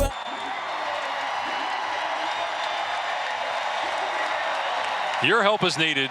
You can help people affected by Hurricane Ian by donating at redcross.org/ESPN to help the Red Cross prepare for, respond to, and help people recover from this disaster. Weather's actually been beautiful here in Tallahassee. For whatever reason, this area missed completely by the hurricane, but obviously devastating effects to much of the state of Florida. Sunday Night Baseball on ESPN. Mets and Braves 7 Eastern, also on ESPN Deportes, ESPN Radio. Playoffs next Saturday on ESPN. Dave Pasch, Dusty Dvorak, Tom Luganbill. 28-13, missed extra point as they tried to go for 2, didn't convert. Now a touchback. Wake will start on the 25. Let's go back and take a look at that touchdown. Really good play design here from Mike Norvell. He's going to be able to locate from the slot. Micah Pittman just going to run a corner route. Second touchdown of the day. And that's Malik Mustafa. Really good cover guy. Excellent route. Pushes it all the way to the stem before he cuts out. Necessary readiness. Kicking team number 19. That 15-yard penalty will be added to the end of the first down. So big mistake by Wyatt Rector of Florida State on the kicking team, commits a 15-yard penalty that allows Wake to start on its 40-yard line now. Mike Norvell livid with the officials right now too. Finally get something good happen, and then right, you give this offense, it's been so difficult to stop, prime field position.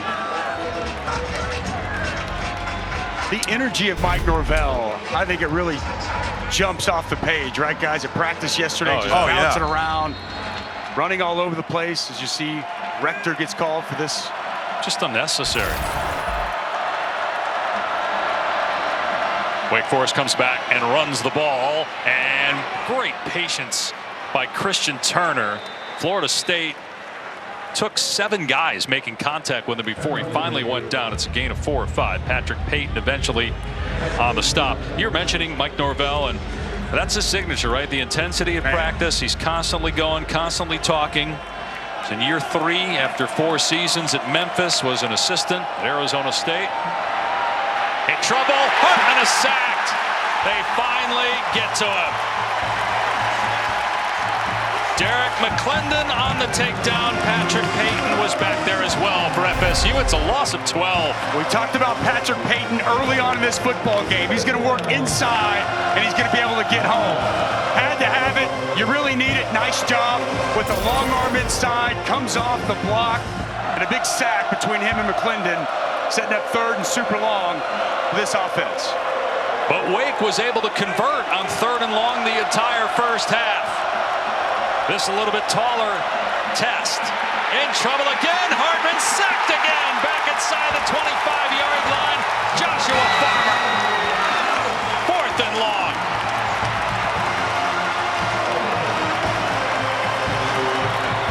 Wow, this Seminole football team has come alive, especially the defensive line. Watch the game inside. Farmer is going to be inside. He's going to run a stunt and loop outside. Really well set up. That's an ET stunt. The in first, the tackle loops around, and he gets home, and he gets Sam Hartman on the ground. Crucial 3rd down stop for this Seminole defense.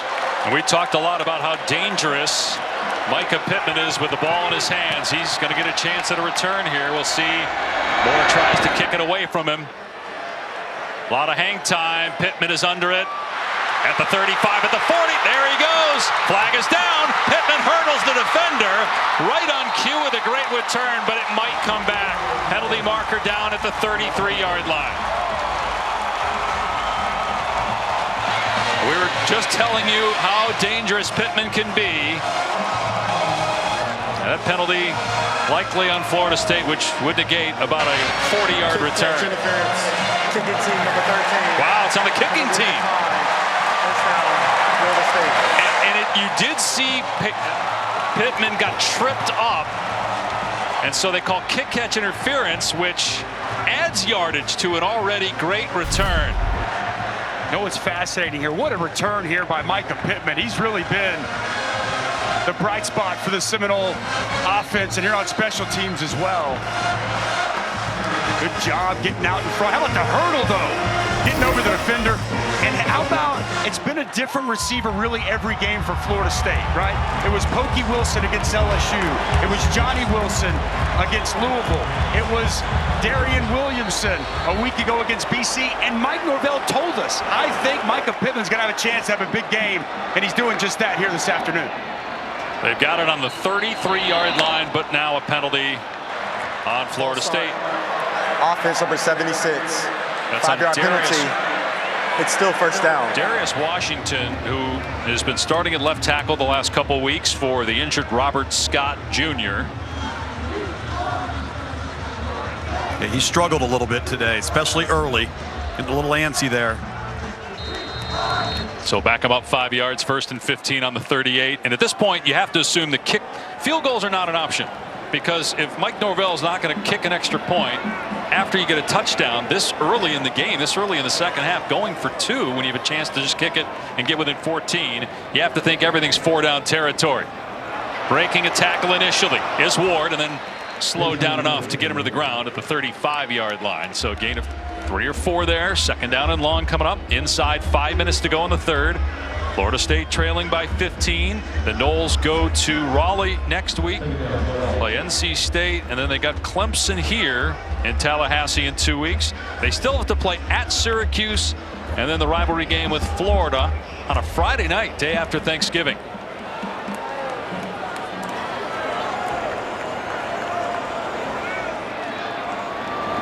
Second down at 12 on the 35 of Wake. Travis throwing, pulled in inside the 30 by Ontario Wilson. His first catch to the 29. 3rd down and 6 now. 3rd and a little bit more manageable. Situation that early on in the game really struggled. Micah Pittman's been the go-to guy to the field in the slot. It's really manageable now that you got 2 downs to get it. Right, don't rule out the run here. Correct. 3rd down and 6. See Travis's numbers throwing on 3rd down.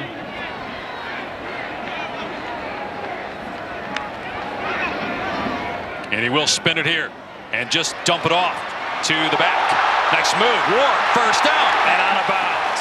But after he moved the chains, Trayshawn Ward, who has a pair of 100-yard games this season on the ground, and you see the skill once he gets the football. Oh man, he's so elusive, and he set up Jones inside. Knew he wanted to spin back outside to some open grass. Excellent job after the catch. Pretty well defended there initially by Wake Forest, but Trayshawn Ward doing a great job out in space. Former walk-on, Plant City, Florida, redshirt sophomore. Travis rolling to his left, steps up, now throws, and Wilson is there inside the 15-yard line, inside the 10, breaking tackles, and finally taken down. There are 2 penalty markers down, however, back at the 27. This play is coming back. Take our penalty here, Dave. Repeat 1st down.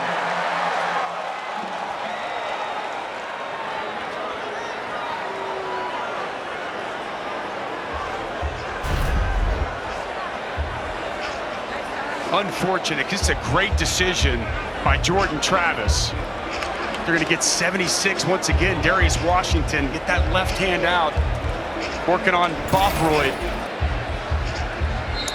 What a great play design too, Dusty. Yeah. You had the kind of the wide side triple option with the flare route to Wilson. But man, Washington has just had a tough day today. He had that hand too far outside, right, Tom? Yep. Outside the framework of the body.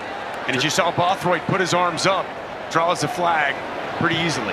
They motion Toafili out of the backfield. They do like to throw it to him downfield. Travis is looking that way and going for him, and just over his head. Toafili could not catch up to it on that shot to the end zone. That's the matchup they wanted.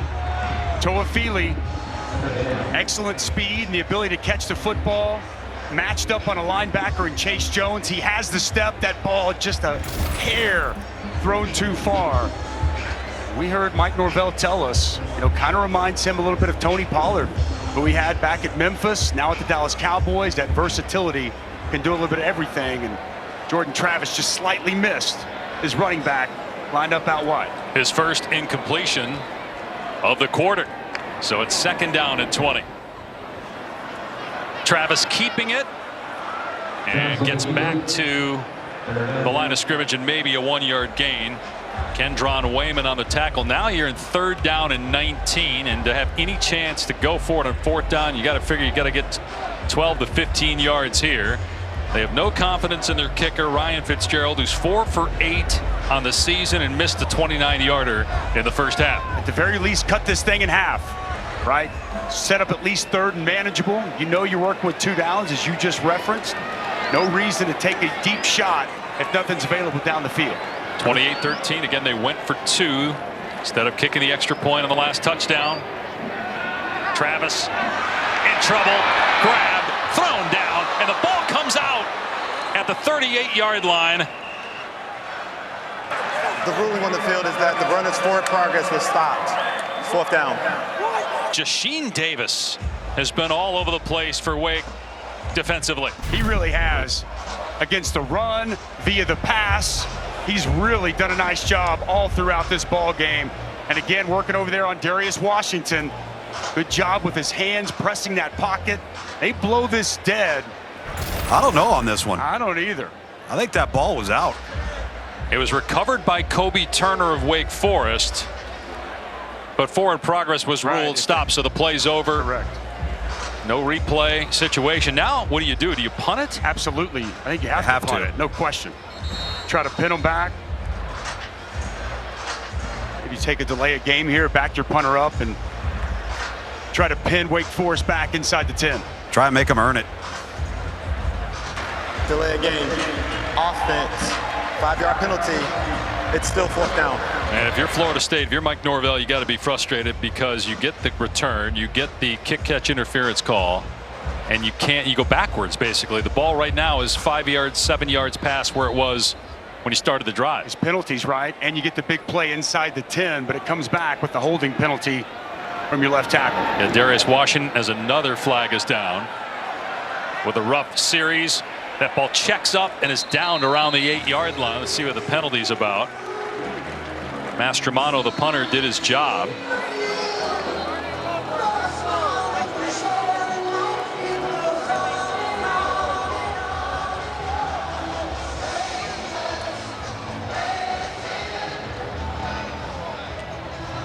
The officials are talking with Dave Clawson, which leads you to believe the penalty is illegal on formation. Florida State. Kicking team.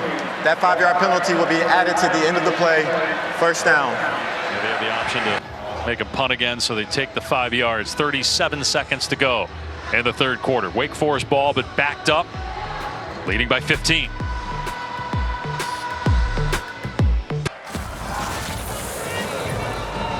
This season, Allstate will celebrate every field goal and extra point made by participating universities by making a donation to the university's General Scholarship Fund. Thank you, Allstate.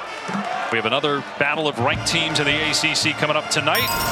Saturday Night Football presented by Capital One. 10th ranked NC State at number 5 Clemson, 7:30 Eastern, about an hour and a half from now. So Florida State has 7 penalties. 3 came on that last drive, a possession that began inside the 40-yard line of Wake Forest. The Seminoles went backwards. They got negative 10 yards on that possession that took over 4 minutes off the clock. Had to punt it, had a penalty on the punt, and Wake Forest starts on the 13, goes with the run. Ellison is stood up by Jarian Jones. Lundy there as well, so no gain. That kind of feels like the most taxing part of it, right, Dave? The fact that 4:20 off the clock and it's completely empty. Just seemed like so much momentum with Florida State after the touchdown drive. You get the big stop on defense, the big punt return, and it nets absolutely nothing. And that was a fast 3rd quarter here at Doak Campbell Stadium. Florida State got off to a hot start, scored a touchdown on its opening drive, took just about 2 minutes off the clock, but after that, Wake Forest with 28 unanswered points, couple of touchdown passes from Sam Hartman, touchdown run in the 3rd by Ellison. Florida State did respond, but it's a 15-point Wake lead. Back after this message and a word from our ABC stations. Welcome back to ESPN College Football, presented by Arby's. Dave Pasch, Dusty Dvorak, Tom Luganbill. You see Mike Norvell talking to his team on the Florida State sideline, trying to see if they can respond here in the 4th quarter. First things first, getting a stop. They did get one in that 3rd, something they couldn't do in the 1st half. Hartman to the air. And a sliding catch made by A.T. Perry. They'll mark him down at the 19. It's a 6-yard gain. Brings up 3rd down and 4. In the opening moments here of the 4th quarter. Hartman with 2 touchdown passes on the day. He's had another brilliant performance. 3rd and 4. This is where they were so good in the 1st half. 7 for 11. The ability to move the chains. Look at those numbers on 3rd down. Perfect for Hartman. 3rd and 4. Pressure in his face. Got it away. And it's a strike for a 1st down to the 26 to Jaeger Bull. That's what we're talking about there. Hanging in there, taking a hit, the poise, and then the throw on the money. I mean, absolutely fantastic by Sam Hartman. Stands in there. It's a 4th string tight end and Trey Bull barely open. Sam Hartman finds him and converts on 3rd down. Hartman flattened at the 25-yard line, a 1-yard loss. Jared Verse, who was frustrated that he could not get Hartman to the ground on the last play, did tackle him there. Great to see him back out there. Big sack there in the first half. Key stop. Could be crucial here in the fourth quarter. On 2nd and 11, Ellison. Nowhere to go. There's Verse again. Also, DJ Lundy, who's played a nice game. It goes for no yards, 3rd down and 11. And we see Jamie Robinson come up from the safety position. And unfortunately, Jared Verse makes a big play down on the field for the Seminoles. The injury that he'd been dealing with was a knee. Back in a moment, 3rd and 11. COVID. Jared Verse seems to be all right. Running to the sideline, trying to get the defense and the crowd fired up. The problem is he's not out there for this 3rd down and 11. A critical play for the defense for FSU. Hartman has been flawless on 3rd down today. I cheat a safety over the top of A.T. Perry up top. Got a true freshman. Zarie Thomas working on him.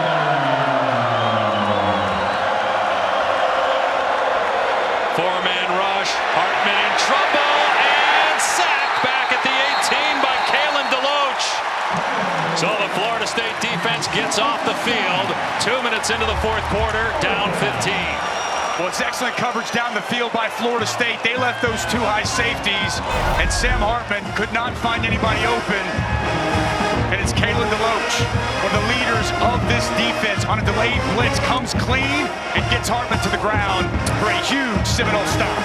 Dusty, I think that Sam Hartman thought one of those safeties was going to trigger down like they have most of this game, and that would give him what side of the field to go to. When it didn't happen, pressure burst the pipe. Let's see if Moore kicks it to Pittman. The last punt return was about 40 yards. Good hang time on this one. Signals for the fair catch, and he's got it at the 42-yard line. 41-yard punt, no return, 12:24 to go. Florida State with possession, down 15.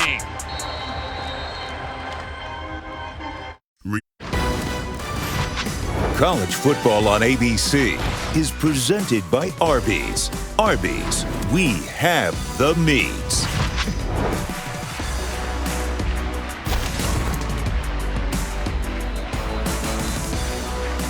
Wake Forest tried to make it 3 straight wins over Florida State. 28-13 is the lead. Sam Hartman has been fantastic in so many ways. Justice Ellison, a big day on the ground. Jordan Travis, been hot and cold. Just doesn't seem like he's had the ball enough to really catch fire. He started to heat up as of late, completed 7 of his last 8 passes for 86 yards and a touchdown. Crucial drive right here is back-to-back drives. Seminole defense getting big stops and giving their offense an opportunity. Travis had a career-high passing 321 yards last week. Another flag. That's 8 now against Florida State. False start. Offense number 71. 5-yard penalty. It's still first down. These are the kind of mistakes that Florida State's been making the last few years. One of the reasons why they've been a bad team the last few years. We hadn't seen that this year to this point, but big penalties on the last drive and now off schedule to start this one. Been one of the big improvements, taking better care of the football. We've seen turnover here today and then cleaning up the penalties, which again plagued the last drive, and put yourself behind the chains to start this.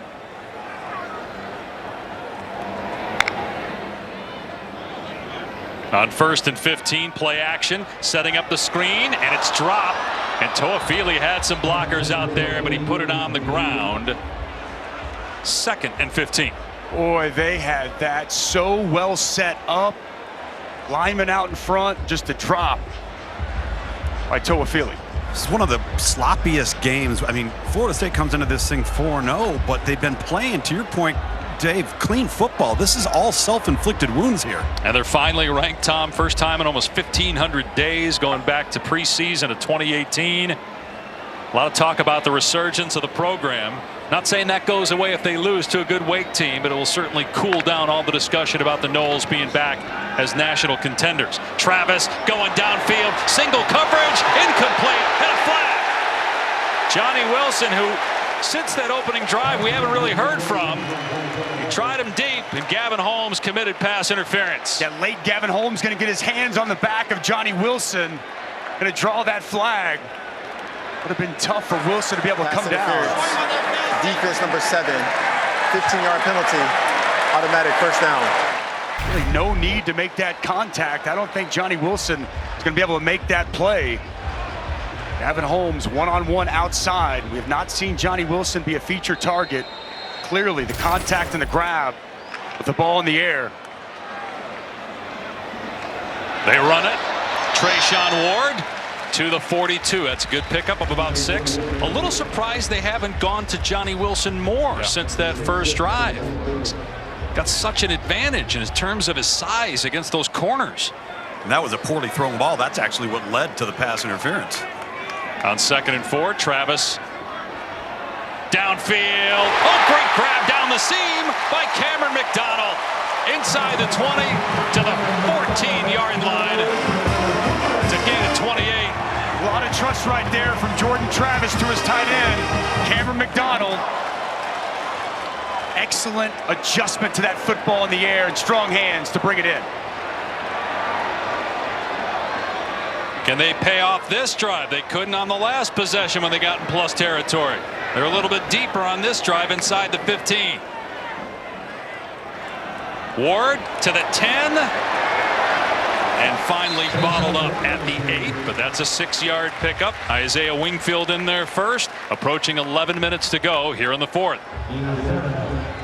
Ward's got such good vision, and you see him lower the shoulder, finish that run off with some physicality, pushing forward for a couple extra yards. Will be interesting if they score. Are they going for 2 again? Got to get it to 1 possession game. Do they trust their place kicker? 2nd and 3. Travis on the option, keeps inside the 5 and thrown out of bounds at about the 3-yard line by A.J. Williams. It is a first down, 1st and goal for the Noles. Span comes in ghost motion. Typically thought he might have been there as a pitch man. Not good pitch relation, and Travis just keeps it himself. A nice job picking up the first down. We talked about penalties being something we had not seen this year. One thing we have from Florida State, resilience against LSU at Louisville, and we're seeing it here again. They're still fighting. It's the belief that Mike Norvell talked about is instilled in this team and in this program.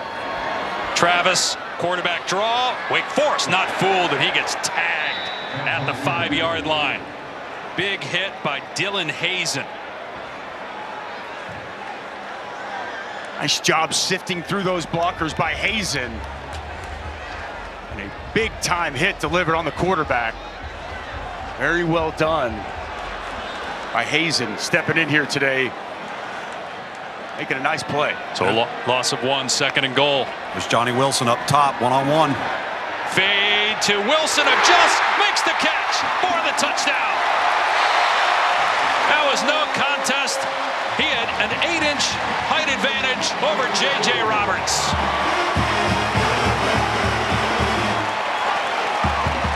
Called for that matchup earlier when they were in a similar position before halftime. They didn't go to him there. They do go to him this time around. At 6'7", he is such an imposing force.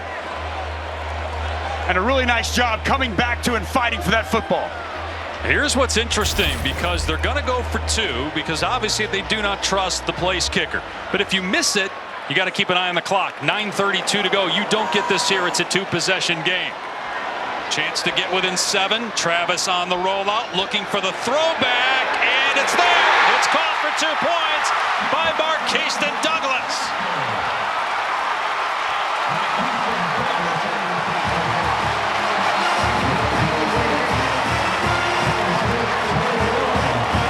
Wow, I love this play design and call by Mike Norvell.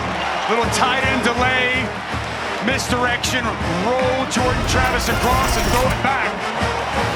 I'll all of a sudden Florida State back in action and in this ball game. When you got a guy 6'7", 235, let him go up and make a play. And savvy play calling right here. And Jordan Travis pays it off and gets Florida State back in this ball game.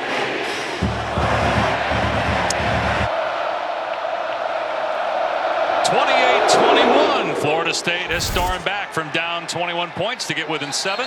Touchback. Wake will start at the 25. We'll see if Sam Hartman can answer. But first, Kevin Agandi in the studio. Dave, time now for our AT&T 5G studio update. Got something brewing in Fayetteville. 28-0 Alabama. But here come the Hogs.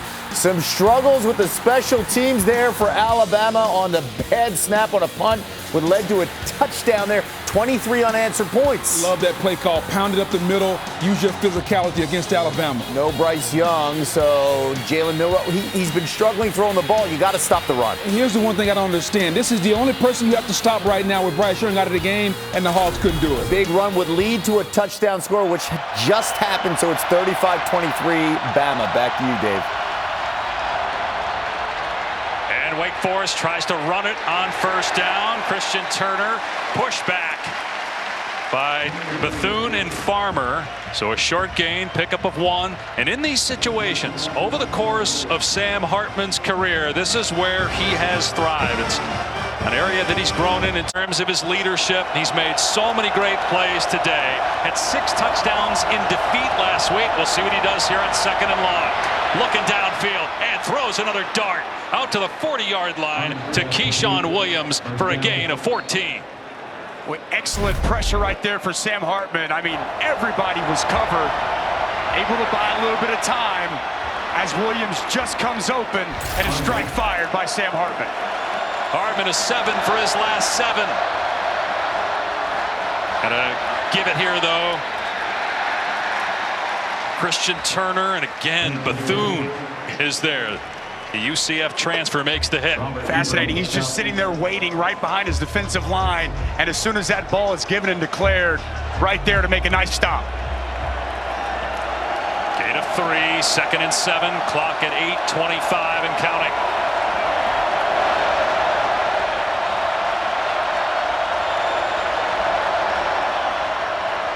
Another run. Tripped up by Peyton. Bethune took down Turner, but Peyton was in there first. Gain of 1. 3rd down at 6 now for Wake. Nice job, Patrick Peyton coming off that block. Crucial tackle. Big 3rd down here once again. And Jared Verse is on the field for Florida State. He's right over the ball. Hartman with time. Long throw. Oh, what a catch at the 45 by Keyshawn Williams. He jumped over the defender, made the grab, and moved the chains. Wow. Unbelievable to be able to convert and make that catch by Keyshawn Williams. Thought that ball was going to be intercepted. And instead, a huge, crucial 1st down. Greedy Vance was in position to pick it off, but couldn't. Hartman now throwing it deep, overthrows the receiver this time. Going for Keyshawn Williams again. There's an injured offensive lineman for Wake Forest. It's Javionte Nash, who missed last year with an injury. He's back and has been playing well at left tackle, but he's shaken up here. Midway point of the 4th quarter, 7-point game.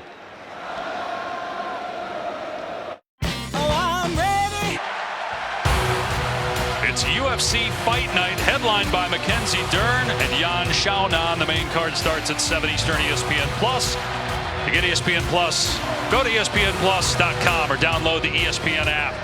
Dave Pasch, Dusty Dvorak, Tom Luganbill here in Tallahassee. Undefeated Florida State, ranked for the first time in 4 years. On the ropes, down 7. Wake ball, 2nd and 10. Hartman on the rollout. Looking to the sideline, incomplete. He was going for Keyshawn Williams, who he's targeted several times on this drive. Go back and look at this last 3rd down. Greedy Vance is in perfect position. The only mistake Hartman's made all day. This should have been picked, and instead, he got mossed by Keyshawn Williams. I still don't know how that ball goes through Greedy Vance's hands. So far today, Hartman 7 of 7 on 3rd down with 6 first down tosses. Big one right here.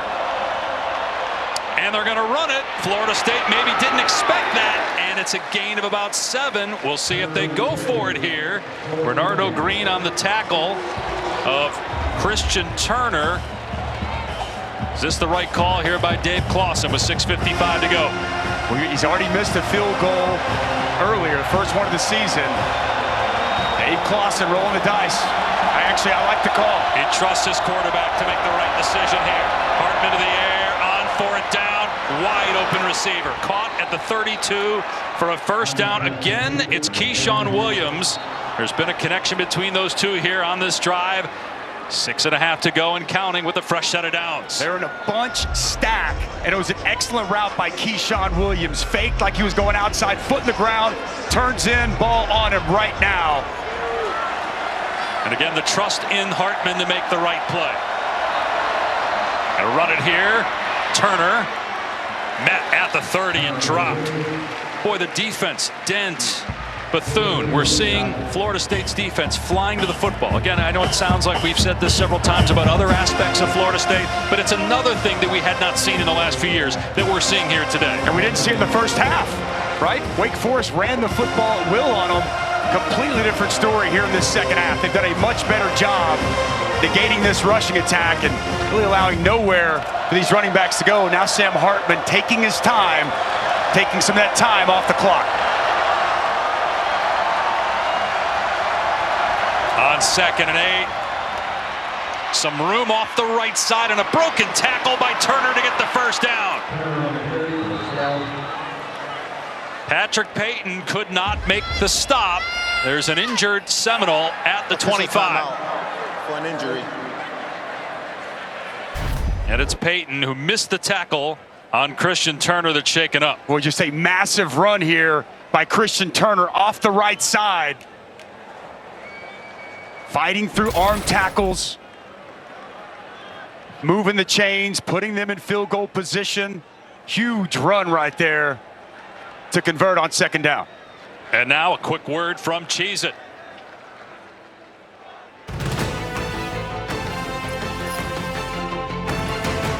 Man, I make this cheesiest chain look good. I'm still feeling the cheesiest. You are a wheel of cheese. Cheesy, feeling the cheesiest. So that was a big first down by Wake Forest because now they're in field goal range. Matthew Dennis missed a 44-yarder earlier in the game, but that's his first miss of the season. There is far greater trust from the Wake Forest staff in its kicker compared to Florida State, who won't even let its kicker kick extra points. And we have gotten confirmation, Tom, down there. There's not an injury to the kicker. It's a choice by Mike Norvell. Yeah, and I think it's a bit of analytics combined with a bit of, gut feeling from Mike Norvell, but clearly he's not comfortable with his kicker's accuracy right now. Well, what matters most is Florida State's defense right now. Can it somehow get to Hartman? They got to keep him out of the end zone. Can they hold him to 3? Is there enough time for 2 possessions? 5.5 left. Florida State does have all of its timeouts. This is play 12 of a 4-minute drive by Wake Forest. Feels like you're going to continue to get a dose of Christian Turner. He's rocking down. Florida State stacking the box. Turner gets drilled but breaks a tackle and ends up getting back to where the initial hit took place, right around the line of scrimmage. He had Bethune there first. They're going to count it as a 1-yard loss. Leonard Warner cleaned him up. 2nd down and 11. Inside 5 minutes to go. Dusty, I know they're trying to milk this thing, and I get that, but it's a little surprising to me, given that Wake is so into counting numbers, that when they see Akeem Dent, 27, walking down, they're still handing it off into an outnumbered box. They feel if they can just get a field goal out of this drive, Tom, that's all that they need.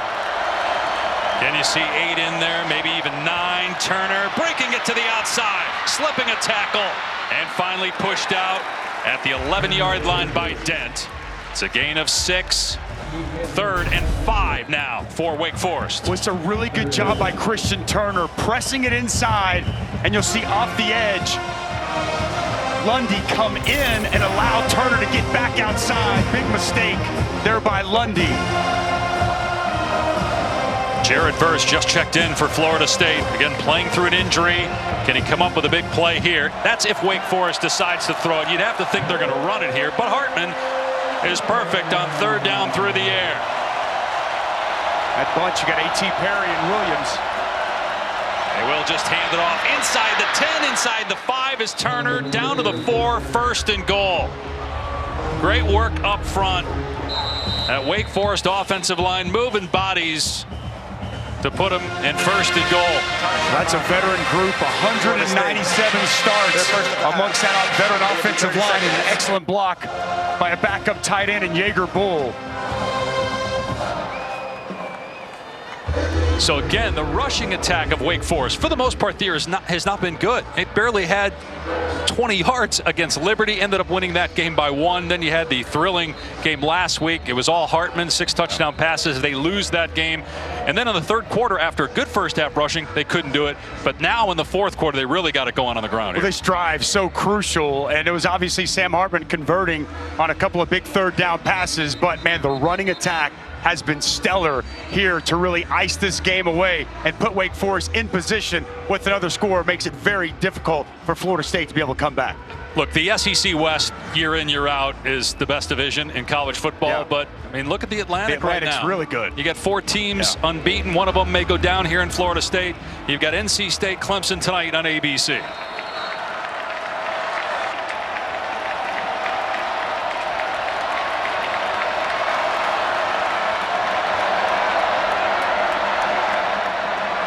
First and goal. It's going to be Turner. And his forward progress stopped at the 2 before he's dumped by Robinson. And now Florida State use a timeout here.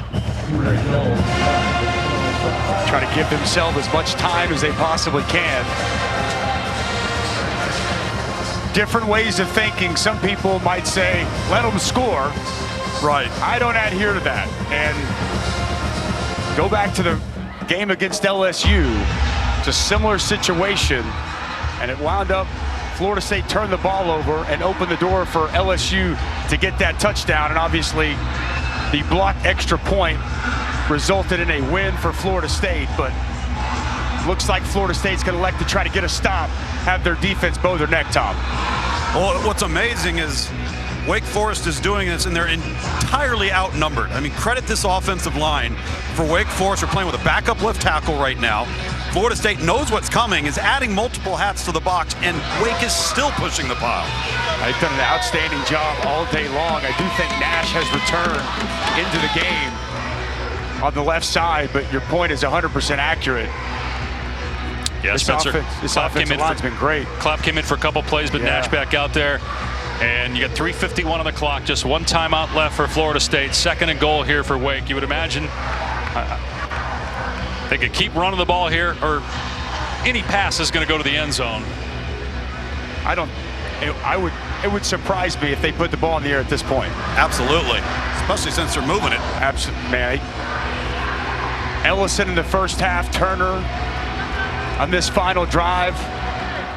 I understand what you guys are saying, but if you throw the ball in the end zone, you get a touchdown, the game's over, no matter how much time's left. We'll see. Second and goal. And right now, both Clapp and Nash are in the game. They've got an extra offensive lineman in there, and they got Bull in the backfield, along with Christian Turner.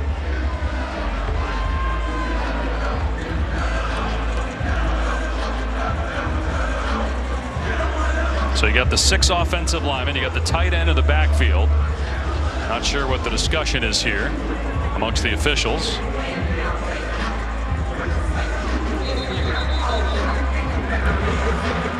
The previous play is under further review.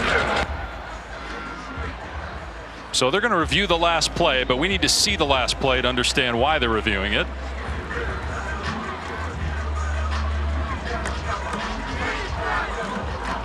Now, he didn't say reviewing for targeting, but I'm not sure if that's something they're looking at. They're trying to make sure they got the right down.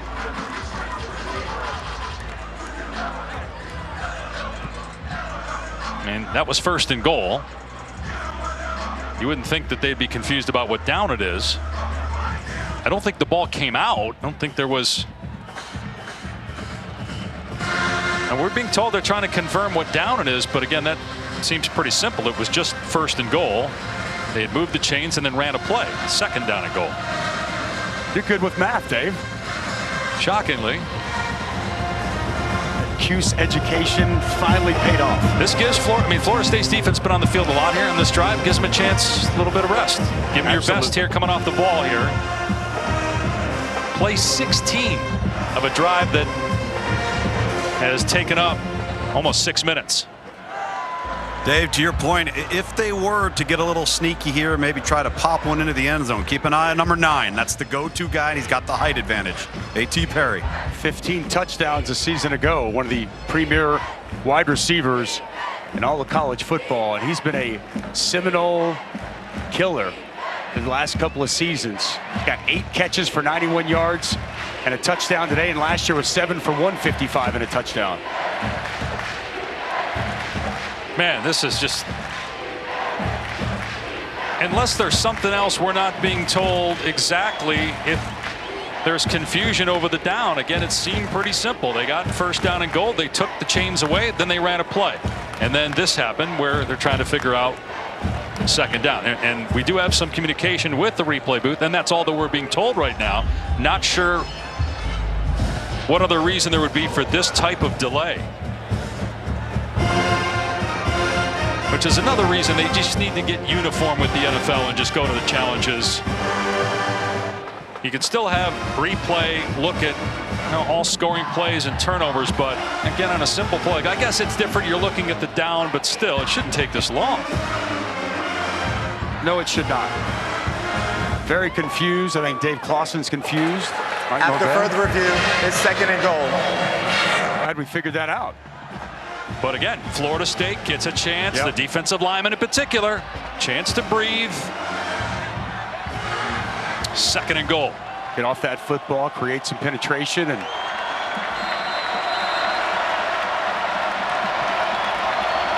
again, you got the 6 offensive linemen in there, along with the tight end lined up in the backfield. Here's Turner. Driven to the ground at the 2 by Robinson. Now it's 3rd and goal. Just 1 timeout left for Florida State. 3rd and final charge timeout. 30 seconds.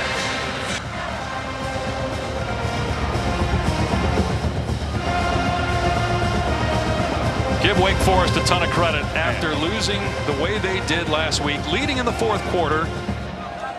38-35, leading in overtime 45-38, only to lose in double overtime after a historic day by Sam Hartman, tying a conference record with 6 touchdown passes, did not throw an interception. To be able to come on the road, again, uncertain early in the week whether this game would even be played. And then because of the storm and potential turbulence and the plane being unable to fly through the storm, they weren't even sure Thursday night. They had to move their flight up from yesterday afternoon to yesterday morning just to make sure they got here.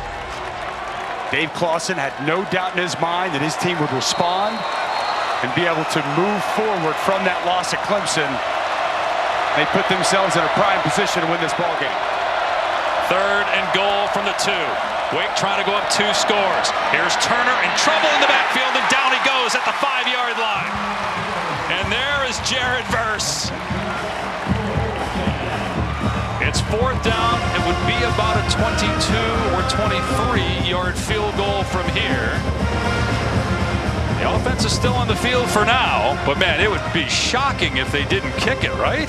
They're going to kick this field goal. And maybe just take the clock down here, call timeout, because you don't see the kicker anywhere near the field of play. Got to imagine that's what Dave Clawson is doing. Now he stands next to an official. Just going to take the clock down here to 3 minutes, call the timeout, and then you would assume bring on the field goal team.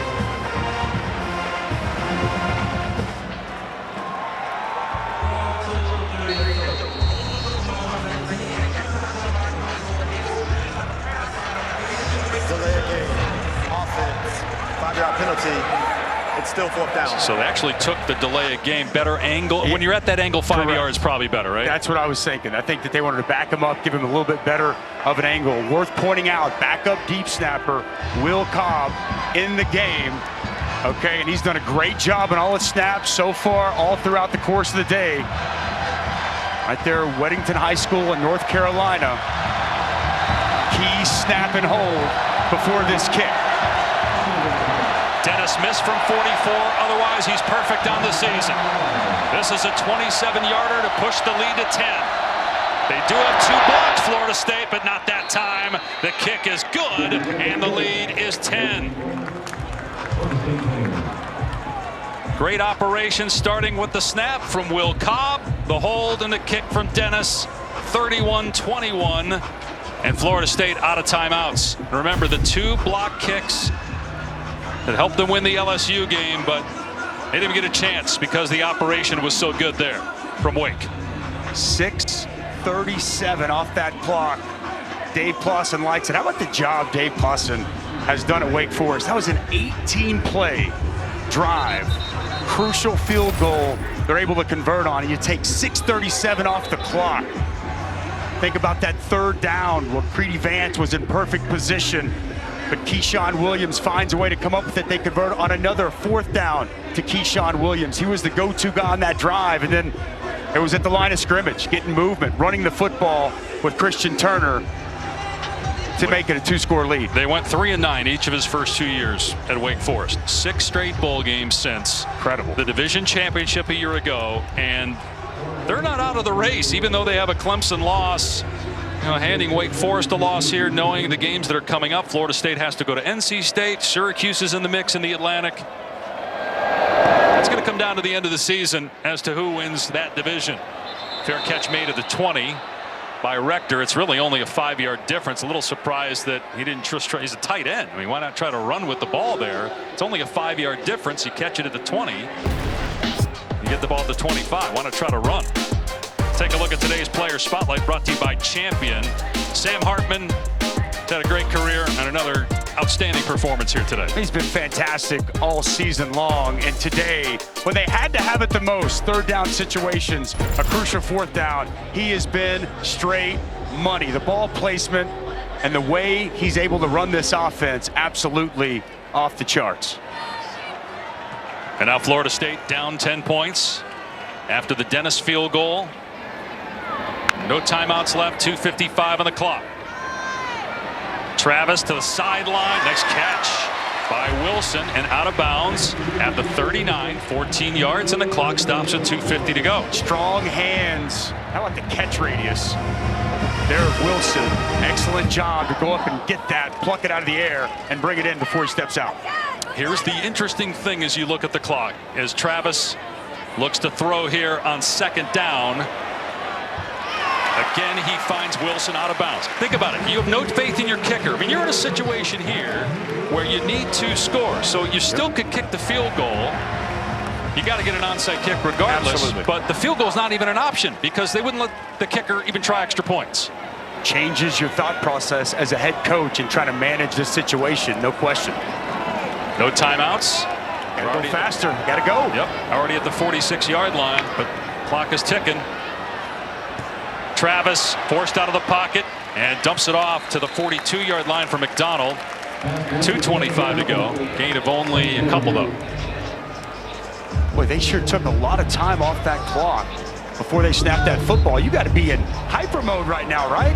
You want to get the right play call, but man, the clock is ticking away. Travis looking deep. He's going for Wilson. And ball thrown out of bounds. There was a little contact downfield from Wingfield. Crowd didn't like the call. No flag, though. 3rd down. Isaiah Wingfield working on the bigger Johnny Wilson. See if he... Definitely some arm fighting there between the 2 of those guys. I've seen less called for that in college football. Both guys seem like they were kind of jockeying for arm position, though. When you see that arm bar, though, they usually call that one. 2:12 left, 3rd down and 7. Travis in trouble, just gets rid of it and completes it close to the line to gain to Douglas. It's going to be just short, though, 4th down. Mustafa had some pressure that time on Travis. 2:07 left. Needing a touchdown, then have to recover the onside kick, and you would imagine again have to score a touchdown again since they don't believe in their kicker. And they're going to run the ball here on 4th down and get the 1st down with Ward Clock will stop to reset the chains. They're going to try to get up to the line of scrimmage with 1:50 to go. Run behind that bunch set over there and an extra tight end behind Douglas. Big piece of running to convert on a crucial 4th down. Clock starts now. Travis to throw. Moving to his left. And into traffic. Incomplete. Trying to float it downfield to Portier. 1:40 to go.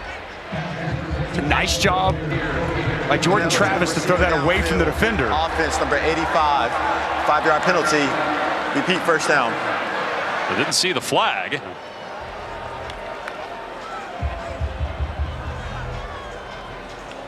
So an eligible man downfield on the tight end, Douglas. So 1st and 15 with 1:40 to go. Back at the 32-yard line. Charge timeout. Wake Forest. First of the half. It will be 30 seconds. Okay, so Wake takes the timeout. 2 remaining. They're coming off that incredible game against Clemson with the 6 touchdown passes. The number's not as gaudy, but Hartman just as good. Tough, gritty, stands in there. Did an excellent job all throughout the course of the day, being able to find the open man, trusting his wide receivers in so many different situations. This one an absolute seed, and an excellent grab by Green on the touchdown. He's an impressive young man. I mean, we talk about some of the better quarterbacks in the ACC and all college football. Sam Hartman got to be a name that comes very early on in that conversation. 1:40 remaining. No timeouts for Florida State, down 10 points. Travis, long throw, it's caught. Wilson got to get out of bounds, and he does at the 22. So the clock stops with 1:35 remaining.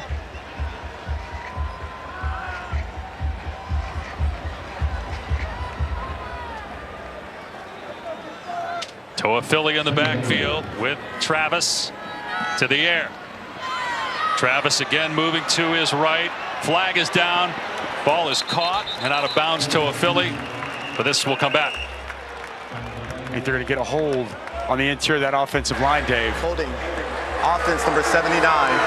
10-yard penalty. Repeat 2nd down. You got to imagine that's going to be one of the first things when Mike Norvell goes back and looks at this football game. The self-inflicted penalties. That's the 10th. And on turn time, as we saw Bothroyd try to spin out of that block, Turntine had the jersey and drew the flag. So it's 2nd down and 15 with 1:29 to go. Travis on the move again. Got to get rid of it and just gets it past the line of scrimmage, throwing it out of play. So 1:24 to go. 3rd down and long. Really well defensed in the secondary by Wake Forest. Nowhere for Jordan Travis to go with the football. Been a good effort here today from Brad Lambert's bunch. I mean, they struggled against Liberty, struggled against Clemson, and for the most part here today, they showed up and played much better than they had the last couple of weeks. Got a lot of resolve, man. 3rd and long. Travis from the pocket. Over the head of the intended receiver, and again, a lot of contact. Douglas, the intended target, Chase Jones in coverage. And the fans don't like the non-call. 4th down and 15. But it looked like there was a lot of contact there right as that ball was being delivered. Well, out and up there by Douglas. A lot of hand fighting, but also more hand fighting from Jones. And this is interesting. After all that, they're going to try a field goal. They didn't believe in Fitzgerald to attempt extra points, and now he's on there for a 50-yard field goal. They figure better chance of him making this than them converting on 4th and 15, because you keep the game alive if he somehow makes this. You still need to recover an onside kick and get a touchdown. He missed from 29 yards earlier in the game, and now Dave Clawson. Delay a game.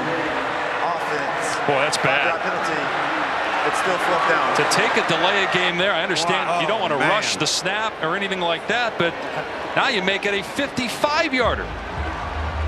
Calamity of errors here. Wow. In this 4th quarter for Florida State. Fitzgerald 4 of 8 on the season. 18 of 28 for his career, and his career long is 45 yards. This is a 55-yarder. To keep Florida State's hopes alive for the moment. And it's no good. Wide to the right. Wake Forest takes over, and the Demon Deacons 113 away from victory.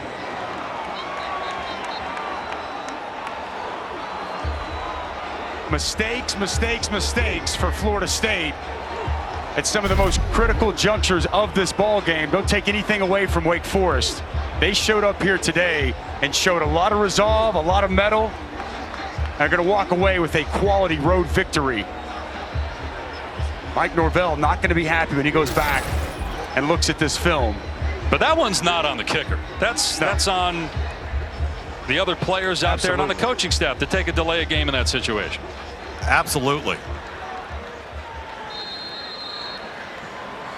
It's like a delay a game coming out of a commercial break. What a win for Wake Forest. After the emotion of falling in double overtime to Clemson last week, the Demon Deacons with a huge bounce back win in Tallahassee. They've knocked off Florida State now 3 straight times. And it's their first win here in 14 years. The last time they beat him was the last time these two teams met when both were ranked. Just an outstanding job by Dave Kloss and his staff. This veteran football team put last week to the wayside. Understand they're playing a good Florida State football team. It's a great crowd here early. To be able to come in here and get this victory says a lot about this program. And hey, don't count this Wake Forest team out and the Atlantic Division race. Remember, they still have that championship belt. You asked Dave Clawson, are you concerned at all about bouncing back after everything that happened last week? He said, I've got 39 players on my roster in at least year 4. I trust the leaders on this team, and boy did they deliver big. Final score 31-21. Wake Forest sends Florida State to its first loss. Both teams now 4-1. Florida State 2-1 in ACC play. Wake Forest now 1-1. And Florida State still has to go to NC State next week, and then Clemson comes here the following week. Here's Tom. Well, Sam, Florida State comes out, goes right down the field, and scores 7 points. What was your initial reaction? I mean, you knew they had a high-powered offense, and they've been doing great. Obviously, you saw how many points they put up against BC. So, you know, Jordan Travis is a great quarterback. You know, I wish him the best of luck. He's a great guy.